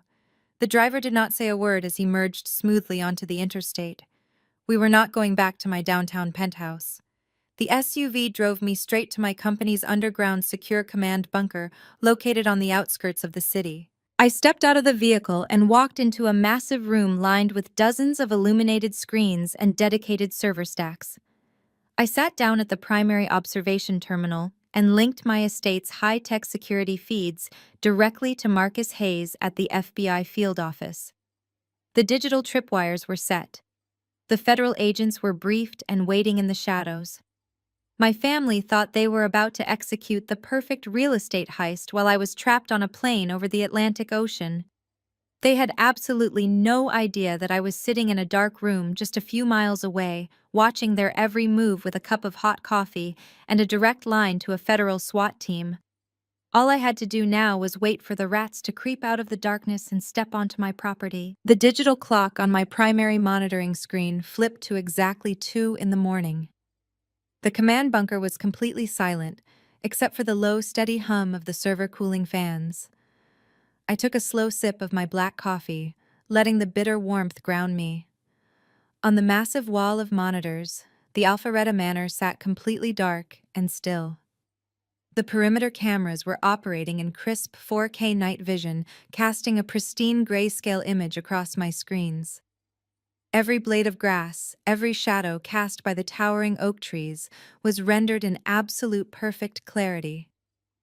I had disabled the exterior floodlights remotely to give them a false sense of security. They needed to believe the estate was entirely dormant. The motion sensors at the base of the main driveway pinged a silent alert to my terminal. A set of heavy headlights swept across the wrought iron security gates. I watched as a massive rented U-Haul moving truck idled at the entrance. Preston had clearly used his real estate access codes to bypass the neighborhood community gate, but my personal property gate was a different story. He stepped out of the passenger side of the truck holding a heavy pair of bolt cutters. He looked around nervously before snapping the standard padlock I had deliberately left on the manual override box. He pushed the heavy iron gates open with a triumphant smirk. The truck rolled slowly up the winding driveway, its tires crunching softly against the gravel. The truck parked right in front of the grand portico. The doors opened and the intruders finally stepped out into the humid Georgia night. Preston was the first to emerge, rubbing his hands together in greedy anticipation. Alicia climbed down from the cab, moving surprisingly fast for a woman who was supposedly 6 months pregnant and sleeping in a parking lot. She was not even bothering to hold her fake belly anymore. The back doors of the truck swung open, revealing my mother Brenda and my father Jerome. They had actually ridden in the back of a moving van just to participate in the hostile takeover of my home. Another vehicle, a beat-up dark sedan, pulled up behind the moving truck. The same unlicensed locksmith I had identified days ago stepped out carrying his heavy canvas tool bag. Preston waved him over to the massive custom oak front doors. The locksmith did not waste any time. He pulled a heavy-duty cordless drill from his bag and pressed it directly against the reinforced deadbolt of my front door. The high-pitched whining sound of the drill biting into the metal echoed through my hidden microphones and played perfectly through the studio monitors in my command center. The microphones hidden within the porch light fixtures were military-grade. I could hear every single breath, every rustle of clothing, and every arrogant whisper shared among my family members. They were gathered on my front steps, huddled together like giddy children opening stolen presents. I cannot believe this is actually working, Alicia whispered excitedly, grabbing Preston's arm.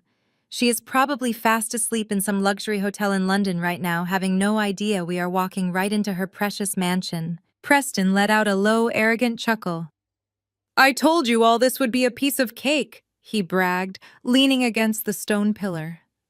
Valerie might be some big-shot corporate executive, but at the end of the day, she is just an arrogant tech nerd who does not understand how real estate actually works in the real world. The local cops will take one look at my forged lease and tell her to kick rocks. We own this place now. Jerome stood on the manicured lawn, looking up at the towering facade of the estate. His pastor persona was completely gone, replaced by raw, unfiltered greed. Look at the size of that detached garage, he said, his voice filled with awe. I can finally bring my vintage classic cars out of storage. The climate control in a place like this must be phenomenal. I am going to claim the entire left wing for my private study. Brenda nodded eagerly, running her hands over the expensive brickwork. And I am going to host the next country club luncheon right here in the grand dining room, she added, her voice dripping with spiteful satisfaction. Valerie thought she could lock us out and embarrass us, but we are going to live like royalty while she begs a judge to let her back inside. I sat in the dark bunker listening to their pathetic delusions of grandeur. They were dividing up my property, plotting how to exploit my hard work, and celebrating my supposed defeat. They truly believed their cheap physical break-in could outsmart a meticulously crafted digital trap. The locksmith pulled his drill back, and the heavy metal cylinder of the lock fell out onto the porch with a dull thud. He inserted a new cheap lock core and turned a fresh key. The heavy oak door groaned slightly as it unlatched. Preston handed the locksmith a thick wad of cash. The man nodded, packed his tools, and drove away into the night, leaving my family alone on the threshold of my home. Preston turned the brass handle and pushed the door wide open, revealing the pitch-black grand foyer of the manor. "Welcome home, family," Preston whispered, gesturing for Jerome and Brenda to step inside first. Alicia practically skipped through the doorway entirely, forgetting to act like a suffering pregnant victim. I watched their silhouettes disappear into the dark entryway of the house. My fingers hovered over the master control keyboard. They had officially crossed the threshold. The crime of breaking and entering was now fully complete. They had brought the forged documents across state lines, intended to commit wire fraud, and physically breached a private estate. The federal agents were already positioned in the shadows of the surrounding woods, waiting for my signal. I took one last sip of my coffee, letting the sweet taste of absolute victory settle over me. It was time to let them explore the dark house for just a few minutes before I brought their entire world crashing down. The heavy oak door swung shut behind them, sealing them inside the grand foyer of my Alpharetta Manor. The heavy metallic click of the new lock echoed in the massive empty space. They were standing in complete darkness, but I could see every single expression on their faces through the infrared lenses of my hidden security cameras. Preston pulled out his smartphone and turned on the flashlight, sweeping the harsh white beam across the imported Italian marble floors and the sweeping double staircase that led to the second floor. "Wow!" Preston breathed out, his voice echoing in the cavernous space. He swept the light over the crystal chandelier hanging dormant above their heads. "I told you this place was a gold mine." He turned to Jerome and Brenda with a sickeningly proud grin on his face. "By tomorrow morning, I will have all the utilities switched over to my name," he boasted loudly, pointing his phone flashlight toward the vaulted ceiling. "I have the forged lease agreement, saved as a PDF on my phone, and ready to be emailed to the water and power companies the minute their offices open at 8. Once those bills are in my name, the local police will look at the paperwork and tell Valerie she has to take us to eviction court. It is absolutely foolproof. They cannot touch us once the lights are on and the water is running under my account." I sat in my secure command bunker, listening to the pristine audio feed, playing through my studio monitors. Preston was literally outlining his exact plan to commit further wire and mail fraud to switch utility accounts using a fabricated legal document. He was speaking clearly and loudly, completely unaware that his voice was being recorded onto a secure federal server. It was the most beautiful confession I had ever heard. He was handing the FBI a perfectly narrated roadmap of his entire criminal enterprise. Alicia did not even wait for Preston to finish his arrogant speech. She tossed her designer handbag onto an antique console table and practically sprinted up the grand curving staircase. Her fake pregnant belly shifted awkwardly against her dress, but she did not care anymore. There were no church donors or social media followers around to perform for. She was moving with the speed and agility of a completely healthy, non-pregnant woman driven purely by unfiltered greed. Her heavy footsteps echoed down the second-floor hallway as she hurried to claim the best room in the house. I switched my primary monitor to the master suite camera feed. Alicia burst through the double doors of my private bedroom, sweeping her phone flashlight over my custom king-sized bed and the plush velvet seating area. She let out a loud squeal of delight and immediately headed straight for my massive walk-in closet. I watched in crisp 4K night vision as she threw open the closet doors and began running her hands over my expensive tailored suits, my silk blouses, and my racks of designer shoes. "Oh my God, Preston, you have to see this!" Alicia yelled down the stairs, her voice echoing through the quiet house. "She has thousands of dollars worth of designer shoes and bags just sitting here." She pulled one of my expensive emerald silk dresses off the rack and held it up to her body, spinning around in the dark closet. "I am going to list all of this online first thing tomorrow?" She laughed maliciously. "She will not be able to get back inside for at least a year. By the time a judge finally signs an eviction notice, I will have sold her entire wardrobe and we will have enough cash to furnish the nursery and buy a new car. She is so stupid for leaving all this behind. I am taking the master suite and there is nothing she can do about it."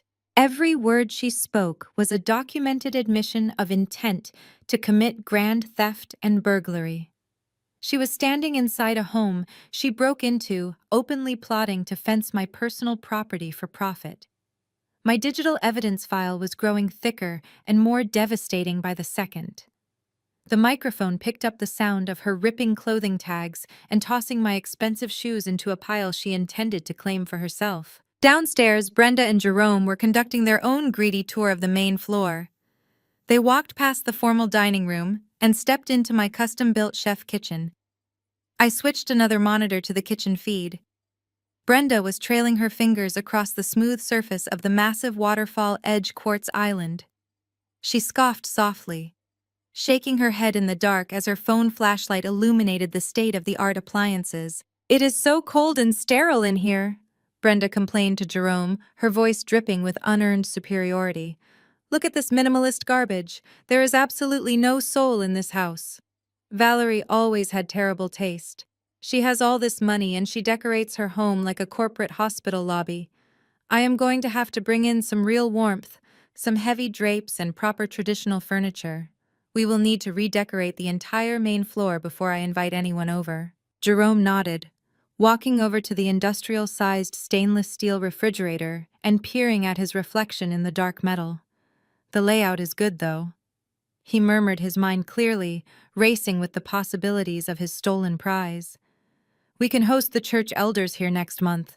Once we get that loan using the house as collateral, I can easily replace the outreach funds before the audit. The board of directors will be so impressed by this estate, they will probably nominate me for a higher regional position in the ministry. We just need to get through the next few weeks, and everything will be perfectly fine. No one will ever know the money was missing." Brenda smiled, wrapping her arms around Jerome. "You see, I told you God would provide a way out for us," she whispered, leaning her head against his shoulder. "Valerie was just the vessel meant to deliver this blessing to our family. She never deserved a place like this anyway. She is too bitter and isolated to appreciate a family home. It belongs to us now. We earned this after dealing with her difficult attitude for all these years." The absolute delusion radiating from my screens was staggering.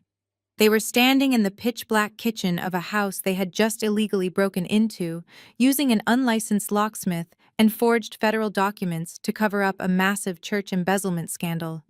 Yet my mother still had the sheer audacity to frame their criminal actions as a divine blessing. She truly believed that the universe had orchestrated this entire scenario to reward them for their terrible behavior. They were justifying their theft by convincing themselves that my lack of a traditional husband and children somehow made my hard-earned wealth illegitimate. I leaned back in my ergonomic leather chair inside the secure bunker, taking a slow, steady breath. My hands rested lightly on the control deck. The evidence collection phase of my operation was officially complete. They had verbally admitted to the forgery, they had confessed to the church embezzlement, they had detailed their plans to steal and sell my personal belongings, and they had confirmed their intent to illegally occupy my property to extort me. I glanced at the secure communication line connecting me directly to Special Agent Marcus Hayes and the federal SWAT team waiting silently in the dense tree line surrounding the manor. They had been listening to the same raw audio feed that I was monitoring. The trap was fully loaded, and the prey had marched willingly into the very center of the cage. They were wandering through the dark rooms of my house, completely intoxicated by their own arrogant delusions of victory. They thought they were the apex predators who had finally conquered the rebellious black sheep of the family. They were entirely oblivious to the fact that their reign of terror was about to end in a blinding flash of tactical lights and federal charges. It was time to turn the lights on. Preston walked out of the dark kitchen and headed back toward the grand foyer, his phone flashlight cutting a narrow, pale beam across the imported marble floor. I watched him navigate toward the utility hallway, located just behind the sweeping double staircase. He was looking for the main electrical panel. He wanted to flip the master breaker and flood the entire $4.5 million estate with light to truly admire his stolen prize. He muttered loudly, telling Jerome and Brenda to come out of the kitchen and watch the grand reveal.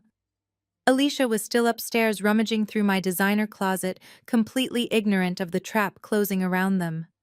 Preston opened the gray metal door of the utility box and reached his sweaty hand inside toward the main switch. Sitting in my secure command bunker, miles away, I leaned forward and placed my finger on the master execution key of my security console. I did not just turn off the lights. I engaged the absolute lockdown protocol designed specifically to isolate and trap hostile intruders. I pressed the key down with a heavy, satisfying press. Inside the Alpharetta Manor, the smart home system reacted instantly. The ambient glow of the digital thermostats and the standby lights on the kitchen appliances vanished in a fraction of a second. Total suffocating darkness swallowed the entire house. Then came the sound. A loud mechanical slamming noise echoed through the grand foyer, followed by a rapid succession of heavy metallic clanks. Thick steel deadbolts automatically shot out from the heavy oak front doors, sealing them shut. The reinforced security shutters on the ground floor windows slammed downward, locking into their tracks with a terrifying finality. Preston dropped his phone in the utility hallway. The flashlight screen shattered against the marble, leaving them in absolute pitch blackness. What was that loud noise?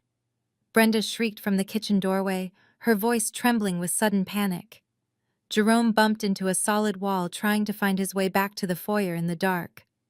The power just completely cut out, Jerome said. His pastoral confidence entirely replaced by pure, unadulterated fear. Preston fumbled around on the floor, grabbing his cracked phone. He rushed over to the front door and grabbed the brass handle, pulling frantically. "It is locked," he yelled, his voice rising in pitch. "The deadbolts are jammed inside the doorframe and I cannot get it open." Up on the second floor, Alicia started screaming. "Preston, the bedroom door just slammed shut and it will not open. I am locked inside the closet." She was pounding her fists against the heavy mahogany wood of the master suite, completely trapped like a rat in a velvet cage. They were officially trapped. They had planned to call the local police in the morning, holding their fake lease and playing the victims. They thought they would have hours to settle in and claim residency in my home. They never anticipated that the house itself would turn into a federal holding cell. Brenda started sobbing hysterically, telling Jerome to break a window. Preston was hyperventilating, kicking the heavy oak door with his expensive leather shoes, but the reinforced steel core did not even budge. They were running out of oxygen in their own minds, completely consumed by the claustrophobic terror of being locked in the dark. Through my high-definition infrared cameras, I watched them scramble in the pitch-black foyer like desperate animals. Then the atmosphere in the room shifted entirely. The silence of the dark estate was shattered by the sound of heavy tactical boots hitting the front porch. Before Preston could even register the noise outside, a series of brilliant red laser sights pierced through the narrow glass panels surrounding the front door. The bright red beams cut through the darkness of the foyer, dancing across Preston's chest and Jerome's terrified face. I typed a quick command into my terminal, overriding the front door, steel deadbolts specifically for the tactical team. The heavy oak doors were violently kicked open from the outside. Blinding white tactical flashlights flooded the grand foyer, erasing the darkness with a brilliant, harsh glare that made Preston cover his eyes and scream in pain. The beams of light sliced through the room, illuminating the sheer terror on my family members' faces. This was not a couple of bored local police officers responding to a neighborhood trespassing call. This was not a civil dispute unit arriving with a clipboard to look at forged rental agreements. A dozen heavily armed men clad in dark tactical gear poured into the foyer. They were wearing heavy body armor with the letters FBI emblazoned across their chests in bold yellow text, alongside officers from the Georgia State SWAT team. They moved with terrifying military precision, fanning out across the imported marble floor and aiming their tactical weapons directly at Preston and Jerome. A massive voice boomed through a heavy megaphone vibrating the very walls of the manor. "Federal agents, show your hands, get on the ground right now." The sheer volume and authority of the command left absolutely no room for negotiation. There was no chance to explain. There was no chance to pull out a fake lease agreement and talk about squatters' rights. The federal agents were not there to discuss local tenant law. They were there to execute a high-risk felony arrest warrant for interstate wire fraud, identity theft, and federal embezzlement. Preston dropped to his knees immediately, his arrogant facade entirely broken by the sheer force of the federal raid. His hands were shaking so violently that he could barely raise them above his head. Brenda let out a blood-curdling scream and threw herself flat against the marble floor, her expensive designer dress tearing against the hard stone. Jerome stood completely frozen for a fraction of a second, his eyes wide with absolute disbelief, before a SWAT officer grabbed him by the shoulder and forced him down onto the ground. The tactical team did not hesitate. While several agents secured the three adults in the foyer, a heavily armed squad immediately moved toward the grand curving staircase. They bounded up the steps, moving with ruthless efficiency toward the master suite, where Alicia was still screaming and pounding on the closet door. I watched the entire coordinated operation unfold on my monitors, feeling a deep, profound sense of satisfaction. My family had tried to use a broken local legal system to steal my home and ruin my life. Instead, they had walked blindly into a highly coordinated federal sting operation. The red lasers and the blinding flashlights bouncing off the walls of my estate were the absolute perfect consequences for their incredible greed. There was no going back from this moment. The trap had fully closed. The sheer volume of the federal raid is deafening as tactical boots swarm the grand foyer. Brenda is screaming in absolute terror, her voice cracking as heavily armed agents surround her on the imported marble floor. She is begging and pleading, crying out that she is a respectable pastor's wife and that there has been some kind of terrible mistake. Jerome is pressed flat against the cold stone, his cheek mashed into the floor, while a SWAT officer holds him firmly in place. The dignified church leader who just hours ago stood at a podium judging his congregation is reduced to a trembling mess, completely unable to process the military grade raid happening inside a house he thought he had successfully stolen. Upstairs, the tactical squad breaches the master suite. I watch through the camera feed as they drag Alicia out of my custom closet where she was hiding. She is shrieking hysterically as the agents guide her down the sweeping grand staircase, forcing her to join the rest of the family in the foyer. As she drops to the floor, the chaotic movement causes her maternity dress to shift violently. The foam padding she had been using to fake her 6-month pregnancy slips out from under her designer waistband and lands directly on the polished marble in front of everyone. The blinding tactical flashlights illuminate the pathetic foam prop. She is not a pregnant mother looking for a safe home to raise a child. She is just a desperate scam artist exposed in the harsh glare of reality. Amidst the pure chaos, Preston is desperately trying to salvage his shattered master plan. He is kneeling on the floor, sweating profusely, but his arrogant ego simply refuses to accept defeat. He truly believes he can still talk his way out of a federal sting operation using his cheap real estate broker tricks. Keeping his hands visible, he slowly reaches into his designer jacket pocket. The agents instantly raise their weapons, shouting commands for him to freeze, but Preston slowly pulls out a folded piece of paper. His hands are shaking so violently, the paper rattles in his grip as he holds it up toward the blinding lights. "Wait! Please, just wait!" Preston yells, trying to project his usual smooth-talking confidence, but failing miserably. "We are legal tenants here. I have the lease agreement right here in my hand. We paid 6 months of rent in advance. You cannot arrest us. This is a civil dispute. You have to call the local police department and let them handle this as an eviction matter. You have no jurisdiction to throw us out of our legally rented home." A tall man wearing a heavy tactical vest steps forward from the perimeter of the room. It is Special Agent Marcus Hayes. He walks over to where Preston is kneeling and snatches the folded paper right out of his trembling hands. Marcus does not even bother to unfold the document to look at the forged signatures. He just looks down at Preston and lets out a deep echoing laugh that completely destroys Preston's remaining confidence. "You think this piece of paper means anything special?" Agent Hayes says, his voice dripping with absolute contempt. "You transmitted forged real estate documents using interstate banking servers to steal a $4.5 million property. You wired stolen megachurch charity funds across state lines to cover your massive cryptocurrency debts.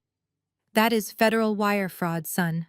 You are not a tenant, and this is not a local civil dispute. You are a federal criminal, and you are facing 20 years in a federal penitentiary." The color completely drains from Preston's face. The realization hits him like a physical blow to the chest. He is not dealing with local cops who do not want to fill out eviction paperwork. He is dealing with federal agents who have already mapped every single digital fingerprint he ever left behind. His grand squatter scheme has just handed him a mandatory minimum prison sentence. He opens his mouth to argue, but no words come out. His arrogant real estate broker persona completely shatters, leaving behind a pathetic, terrified man who knows his entire life is over. "Roll him over, Marcus," commands the SWAT officers. The sound of heavy metallic ratcheting echoes through the grand foyer as cold steel handcuffs are violently clamped around Preston's wrists. Click, click. The sound is sharp and final. The officers move down the line, executing the same maneuver on the rest of my family. Jerome lets out a low, pathetic sob as his wrists are bound behind his back. Brenda's cries turn into incoherent wails as the cold metal bites into her skin. Alicia lies perfectly still, staring blankly at her fake foam pregnancy belly, resting on the marble floor while the cuffs lock around her wrists. Click, click, click, click. The rhythmic sound of the locking mechanisms plays like a beautiful symphony through the audio feed in my secure command bunker. I sit back in my ergonomic leather chair, watching the 4 of them lying face down on my imported marble floor, entirely neutralized. They had arrived at my gates feeling entitled and victorious, ready to steal my sanctuary and ruin my life out of pure greed and spite. They had treated me like an arrogant tech nerd who was too naive to protect herself. Now they are completely immobilized, facing decades behind bars, while I sip my black coffee in total comfort. The panic radiating from the screens is intoxicating. The trap has flawlessly executed exactly as designed, leaving them with absolutely no escape route and no more lies to hide behind. I watch Preston writhing weakly against his restraints, his face pressed against the cold stone floor. His entire real estate career, his freedom and his reputation are completely gone, evaporated in the span of 5 minutes. Brenda is still muttering prayers under her breath, begging for a divine intervention that will never come. Jerome is completely silent, crushed by the weight of his own hypocrisy.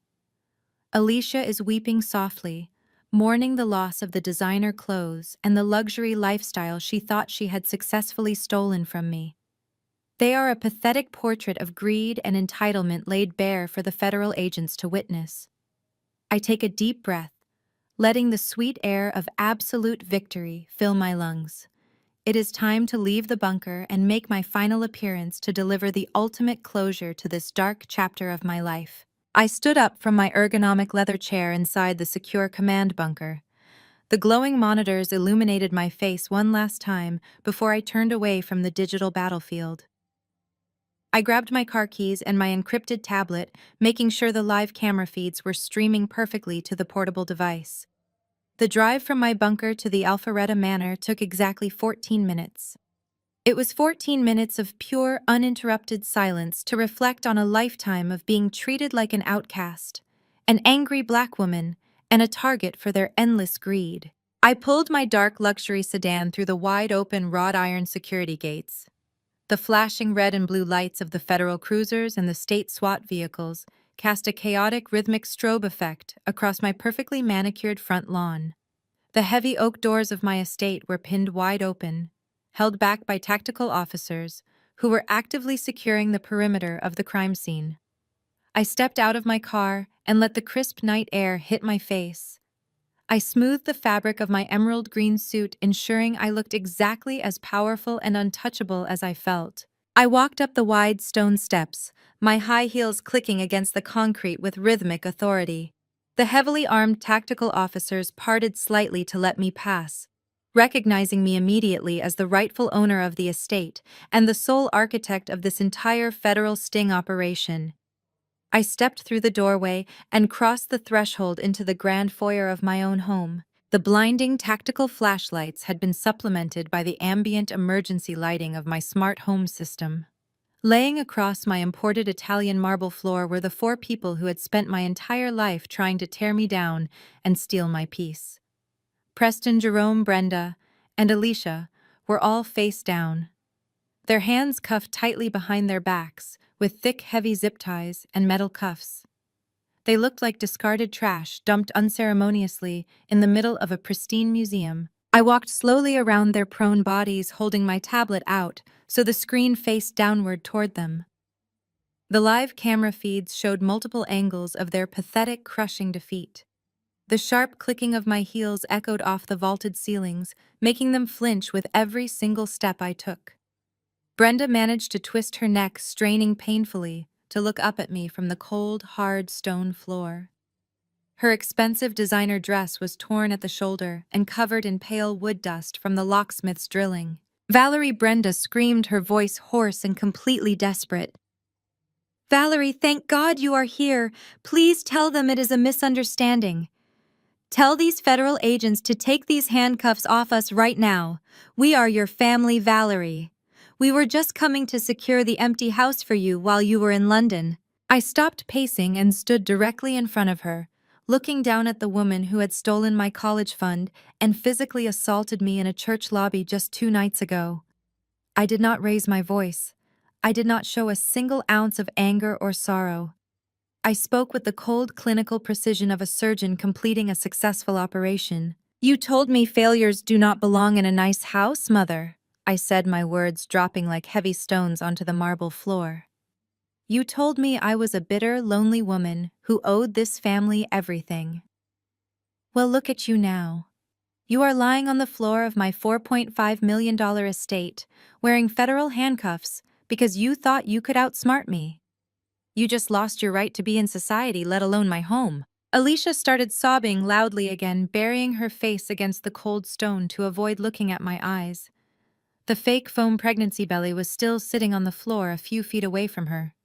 I kicked it lightly with the toe of my expensive shoe, sending the pathetic prop sliding across the foyer. I turned my gaze to Preston, who was sweating profusely through his ruined designer suit. "You thought your real estate license made you untouchable, Preston," I said, my voice cutting through his silent panic. "You thought you could use the laws designed to protect vulnerable people to steal a mansion from a black woman who outsmarted you at every turn. You are going to federal prison, and you are going to lose everything you ever thought made you superior." Preston just whimpered, a pathetic sound escaping his throat. I looked at my father, Jerome, the disgraced pastor. "You stood at a pulpit and preached about greed while stealing from the homeless, Jerome," I told him softly. "You enabled all of this.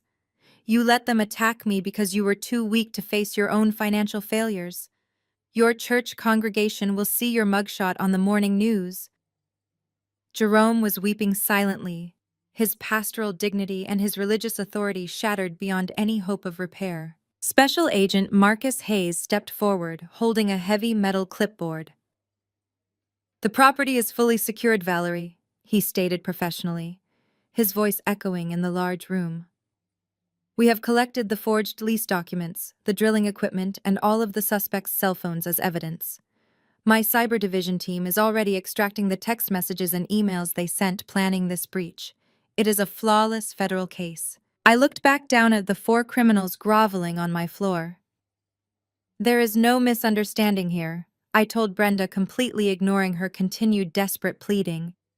"You chose to protect a thief and a fraud. You chose to attack me and plot to steal my sanctuary using fake documents and cheap locksmiths. You thought I was weak because I walked away from your toxic behavior years ago. But walking away was just me building my strength and my wealth in peace. This right here is me using it to protect what is mine." Marcus gave a sharp nod to his tactical team. "Get them up and get them out of here," he ordered, his voice booming with authority. The SWAT officers moved in and hauled Preston, Jerome, Brenda, and Alicia up from the floor. They dragged them roughly toward the open front doors. Brenda was still screaming my name, begging for mercy, and crying out that blood is thicker than water. Alicia was stumbling, unable to walk in her expensive heels with her hands bound behind her back. Preston dragged his feet, looking completely hollowed out and destroyed. Jerome kept his head bowed in absolute crushing shame. I stood in the exact center of my grand foyer and watched with deep, profound satisfaction as they were marched out into the humid Georgia night. They were shoved into the back of the waiting federal cruisers. The heavy metal doors slammed shut behind them, locking them inside the cages they had built for themselves through their own boundless greed. The flashing red and blue lights illuminated their terrified faces through the wire mesh windows of the police vehicles. I did not feel a single shred of guilt or regret. I watched the cruisers pull away down my long, winding driveway, taking the last remnants of my toxic past away forever. My house was finally quiet again. My empire was completely secure. The air inside the manor felt clean and light. The nightmare they had tried to bring to my doorstep had been entirely neutralized. The fallout began before the sun even rose the next morning. The federal sting operation at my Alpharetta Manor was not a quiet affair, and the arrest of a prominent real estate broker alongside the head of finance for one of Atlanta's largest megachurches was prime news material. By 6 a.m., local news helicopters were circling the church, and reporters were camped outside Preston's boutique real estate office in Midtown. But the public spectacle was nothing compared to the absolute devastation of Preston's personal and professional life. Preston was born into an affluent white family in Buckhead, a family whose entire identity was built on country club memberships, generational wealth, and flawless public reputations. His parents had spent their lives carefully cultivating an image of Southern aristocratic perfection. When the news broke that their son had been arrested by the FBI for wire fraud, identity theft, and embezzling hundreds of thousands of dollars from a black megachurch, their reaction was swift and ruthless. They did not rush to the federal courthouse to post his bail. They did not hire a high-powered defense attorney to fight the charges. Instead, they issued a brief, coldly detached statement through their family lawyer, claiming they were shocked and appalled by Preston's actions, and immediately severed all financial and personal ties with him. Preston's father, a retired corporate executive, formally removed him from the family trust and publicly disowned him to protect the family name. Preston's country club membership was revoked by noon. His former friends and business associates deleted his number and scrubbed any mention of him from their social media profiles. The privilege and the powerful network he had always relied on to bail him out of his mistakes completely evaporated in the span of 12 hours. He was entirely on his own, facing the full crushing weight of the federal justice system. The Georgia Real Estate Commission did not wait for a conviction to take action. Presented with the undeniable digital evidence I had provided, showing Preston using his federal broker credentials to generate forged residential leases and manipulate interstate banking servers, the commission convened an emergency hearing. They permanently revoked his real estate license, stripping him of his career and his only legitimate source of income. His boutique office in Midtown was shuttered, the assets seized by creditors to cover his massive cryptocurrency debts. The arrogant broker who thought he could outsmart a financial forensics expert was now an unemployed, disgraced felon with absolutely no future in the industry. But the most devastating blow for Preston came during his initial bail hearing. He stood before a federal magistrate judge wearing a bright orange county-issued jumpsuit, his expensive tailored suit replaced by rough, scratchy fabric. His hands and ankles were shackled heavily, restricting his movements. The swagger and the smug confidence he had displayed in the restaurant and the church lobby were completely gone. He looked pale, exhausted, and visibly trembling. The federal prosecutor presented the evidence I had compiled, laying out the meticulous, premeditated nature of Preston's crimes. They detailed how he had scouted my property, hired an unlicensed locksmith, forged federal documents, and conspired to steal my $4.5 million estate to cover up his role in a massive church embezzlement scheme. The prosecutor argued that Preston's willingness to exploit his professional licenses and manipulate interstate banking systems demonstrated a sophisticated capacity for ongoing fraud, making him a severe flight risk and a danger to the community's financial security. The judge reviewed the digital forensics report tracing Preston's IP address and linking his broker portal login to the forged signature on the fake lease. The evidence was absolute and irrefutable. Because Preston had used federal networks to execute the wire fraud, and because the sheer amount of the embezzled church funds crossed the threshold for severe federal penalties, the judge denied bail completely. Preston was remanded to federal custody pending trial, facing a mandatory minimum sentence of 10 to 20 years in a federal penitentiary. I received the transcript of the hearing later that afternoon from Special Agent Marcus Hayes. Reading the details of Preston's complete breakdown in the courtroom brought a profound sense of closure. According to the court record, Preston had openly wept when the judge denied bail, begging for a chance to explain, claiming he had been desperate and that he never meant for things to escalate so far. He had tried to play the victim, blaming his cryptocurrency losses and his failing business, but the federal judge had shown no sympathy for a man who tried to steal a home and ruin a life simply to cover his own disastrous choices. Preston was currently sitting in a cold, sterile holding cell, completely stripped of his arrogance, his wealth, and his freedom. The luxury sports car my parents had bought him with my stolen college fund was already being repossessed by the bank.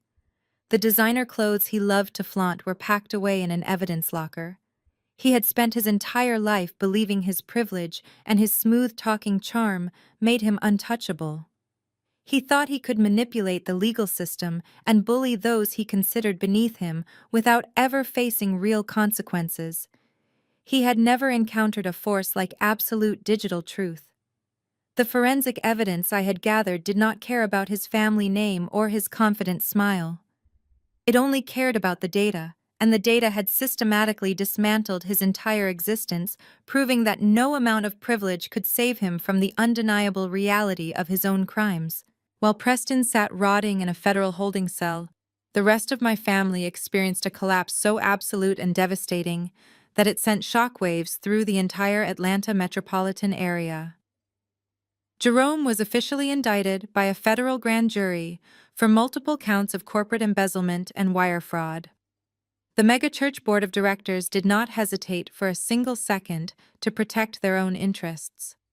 They publicly stripped him of his title as head of finance and completely excommunicated him from the congregation he had manipulated for years. The internal audit revealed the true extent of his theft, confirming exactly what my digital forensics had already proven. Because Jerome had used the family home and their shared bank accounts to funnel the stolen charity money, the federal government moved swiftly to seize all of his remaining assets. The sprawling suburban house that Brenda had decorated with stolen funds was foreclosed upon and seized to repay the outraged congregation. His luxury cars, his retirement accounts, and his pristine pastoral reputation were completely wiped out. Jerome was reduced to a broken, disgraced old man, facing the very real prospect of spending his remaining years in a minimum security prison. Brenda suffered a fate that was perhaps even worse than prison for a woman entirely obsessed with public perception. She became the ultimate social pariah of Atlanta. The viral mugshots from the night of the federal raid were leaked to the local press and splashed across every major news network and social media platform in the state. There was Brenda stripped of her expensive makeup and designer gowns, wearing a generic gray county jail uniform, with her hair an absolute mess. Her beloved country club immediately revoked her membership, sending a formal letter of expulsion that cited severe moral turpitude. The wealthy widows and prominent politicians she had spent decades brown-nosing actively avoided her, completely cutting her out of their social circles. She could not even walk into a local grocery store without being recognized as the corrupt pastor's wife who tried to steal her own daughter's house. The perfect family image she had ruthlessly maintained at my expense was permanently reduced to a pathetic digital punchline. But the most poetic justice was reserved for Alicia. The tactical squad arresting her in my grand foyer had inadvertently exposed her fake 6-month pregnancy to the entire world. The foam padding slipping out onto my imported marble floor was documented in the official federal arrest report. Local journalists and internet sleuths quickly connected the dots, linking her viral crying video in the rental car to the completely fabricated pregnancy she used to gain public sympathy. The internet backlash was swift and utterly merciless. The same local influencers who had previously called me a heartless corporate monster immediately turned their wrath onto Alicia, labeling her a sociopathic scam artist. She was permanently banned from every social media platform she used to flaunt her fake luxury lifestyle. With Preston denied bail and facing decades in federal prison, and our parents completely bankrupted by asset seizures, Alicia was left entirely alone with absolutely zero financial support. The designer clothes and expensive handbags she had hoarded were auctioned off to pay for her mounting legal fees. She was forced to move into a cheap, run-down motel on the outskirts of the city. The golden child who had never worked a hard day in her life was suddenly forced to take a minimum wage job folding clothes at a discount retail store just to afford cheap ramen noodles and bus fare. The crushing reality of actual poverty broke her completely. 6 months passed since the night the federal tactical lights illuminated my grand foyer. The changing seasons brought a profound sense of peace to my Alpharetta manor. The silence in my home was no longer heavy with the threat of invasion. It was a luxurious, comforting quiet that I had earned through absolute precision and unyielding boundaries. My cybersecurity and financial forensics firm was thriving beyond my wildest expectations. The highly publicized takedown of a federal wire fraud ring had essentially served as a massive global marketing campaign for my software algorithms. My company valuations skyrocketed, pulling in massive contracts from international banking institutions and government defense contractors. I was no longer just a successful tech CEO. I was an absolute titan in my industry. It was a warm Friday evening, and I was standing on the expansive master balcony of my estate, looking out over the manicured gardens and the private tree line. I was wearing a simple, elegant silk robe and holding a crystal glass of expensive vintage red wine. The setting sun cast a beautiful golden glow across the property, illuminating the perfect, peaceful sanctuary I had built entirely from scratch. Inside the manor, my private chef was preparing a massive gourmet dinner. I was hosting a private celebration for my loyal colleagues, my brilliant legal team, and the true friends who had supported my vision from the very beginning. There was laughter echoing from the main dining room, the sound of brilliant minds and genuine connections filling the space that my toxic relatives had once tried to claim. The calm evening air was interrupted by the sudden vibration of my personal encrypted cellular device resting on the outdoor patio table. I walked over and picked it up. The caller ID displayed an unknown automated number tracing back to the Fulton County Jail holding facility. I took a slow sip of my wine, letting the rich flavor settle on my tongue before I pressed the green button to accept the call. An automated robotic voice announced that I had a collect call from an inmate. I accepted the charges. The line clicked and connected. Valerie, a ragged, desperate voice, sobbed through the harsh static of the prison phone line. It was Brenda. She sounded incredibly old and completely broken. Valerie, please do not hang up on me. Please, I am begging you. The public defender they assigned to me is terrible. They are talking about offering a plea deal that includes real jail time for the accessory charges. You have to hire a private defense attorney for me. You have millions of dollars, Valerie. Please, you have to help your mother. Blood is thicker than water. We are family. I stood on my balcony feeling the cool evening breeze brush against my face.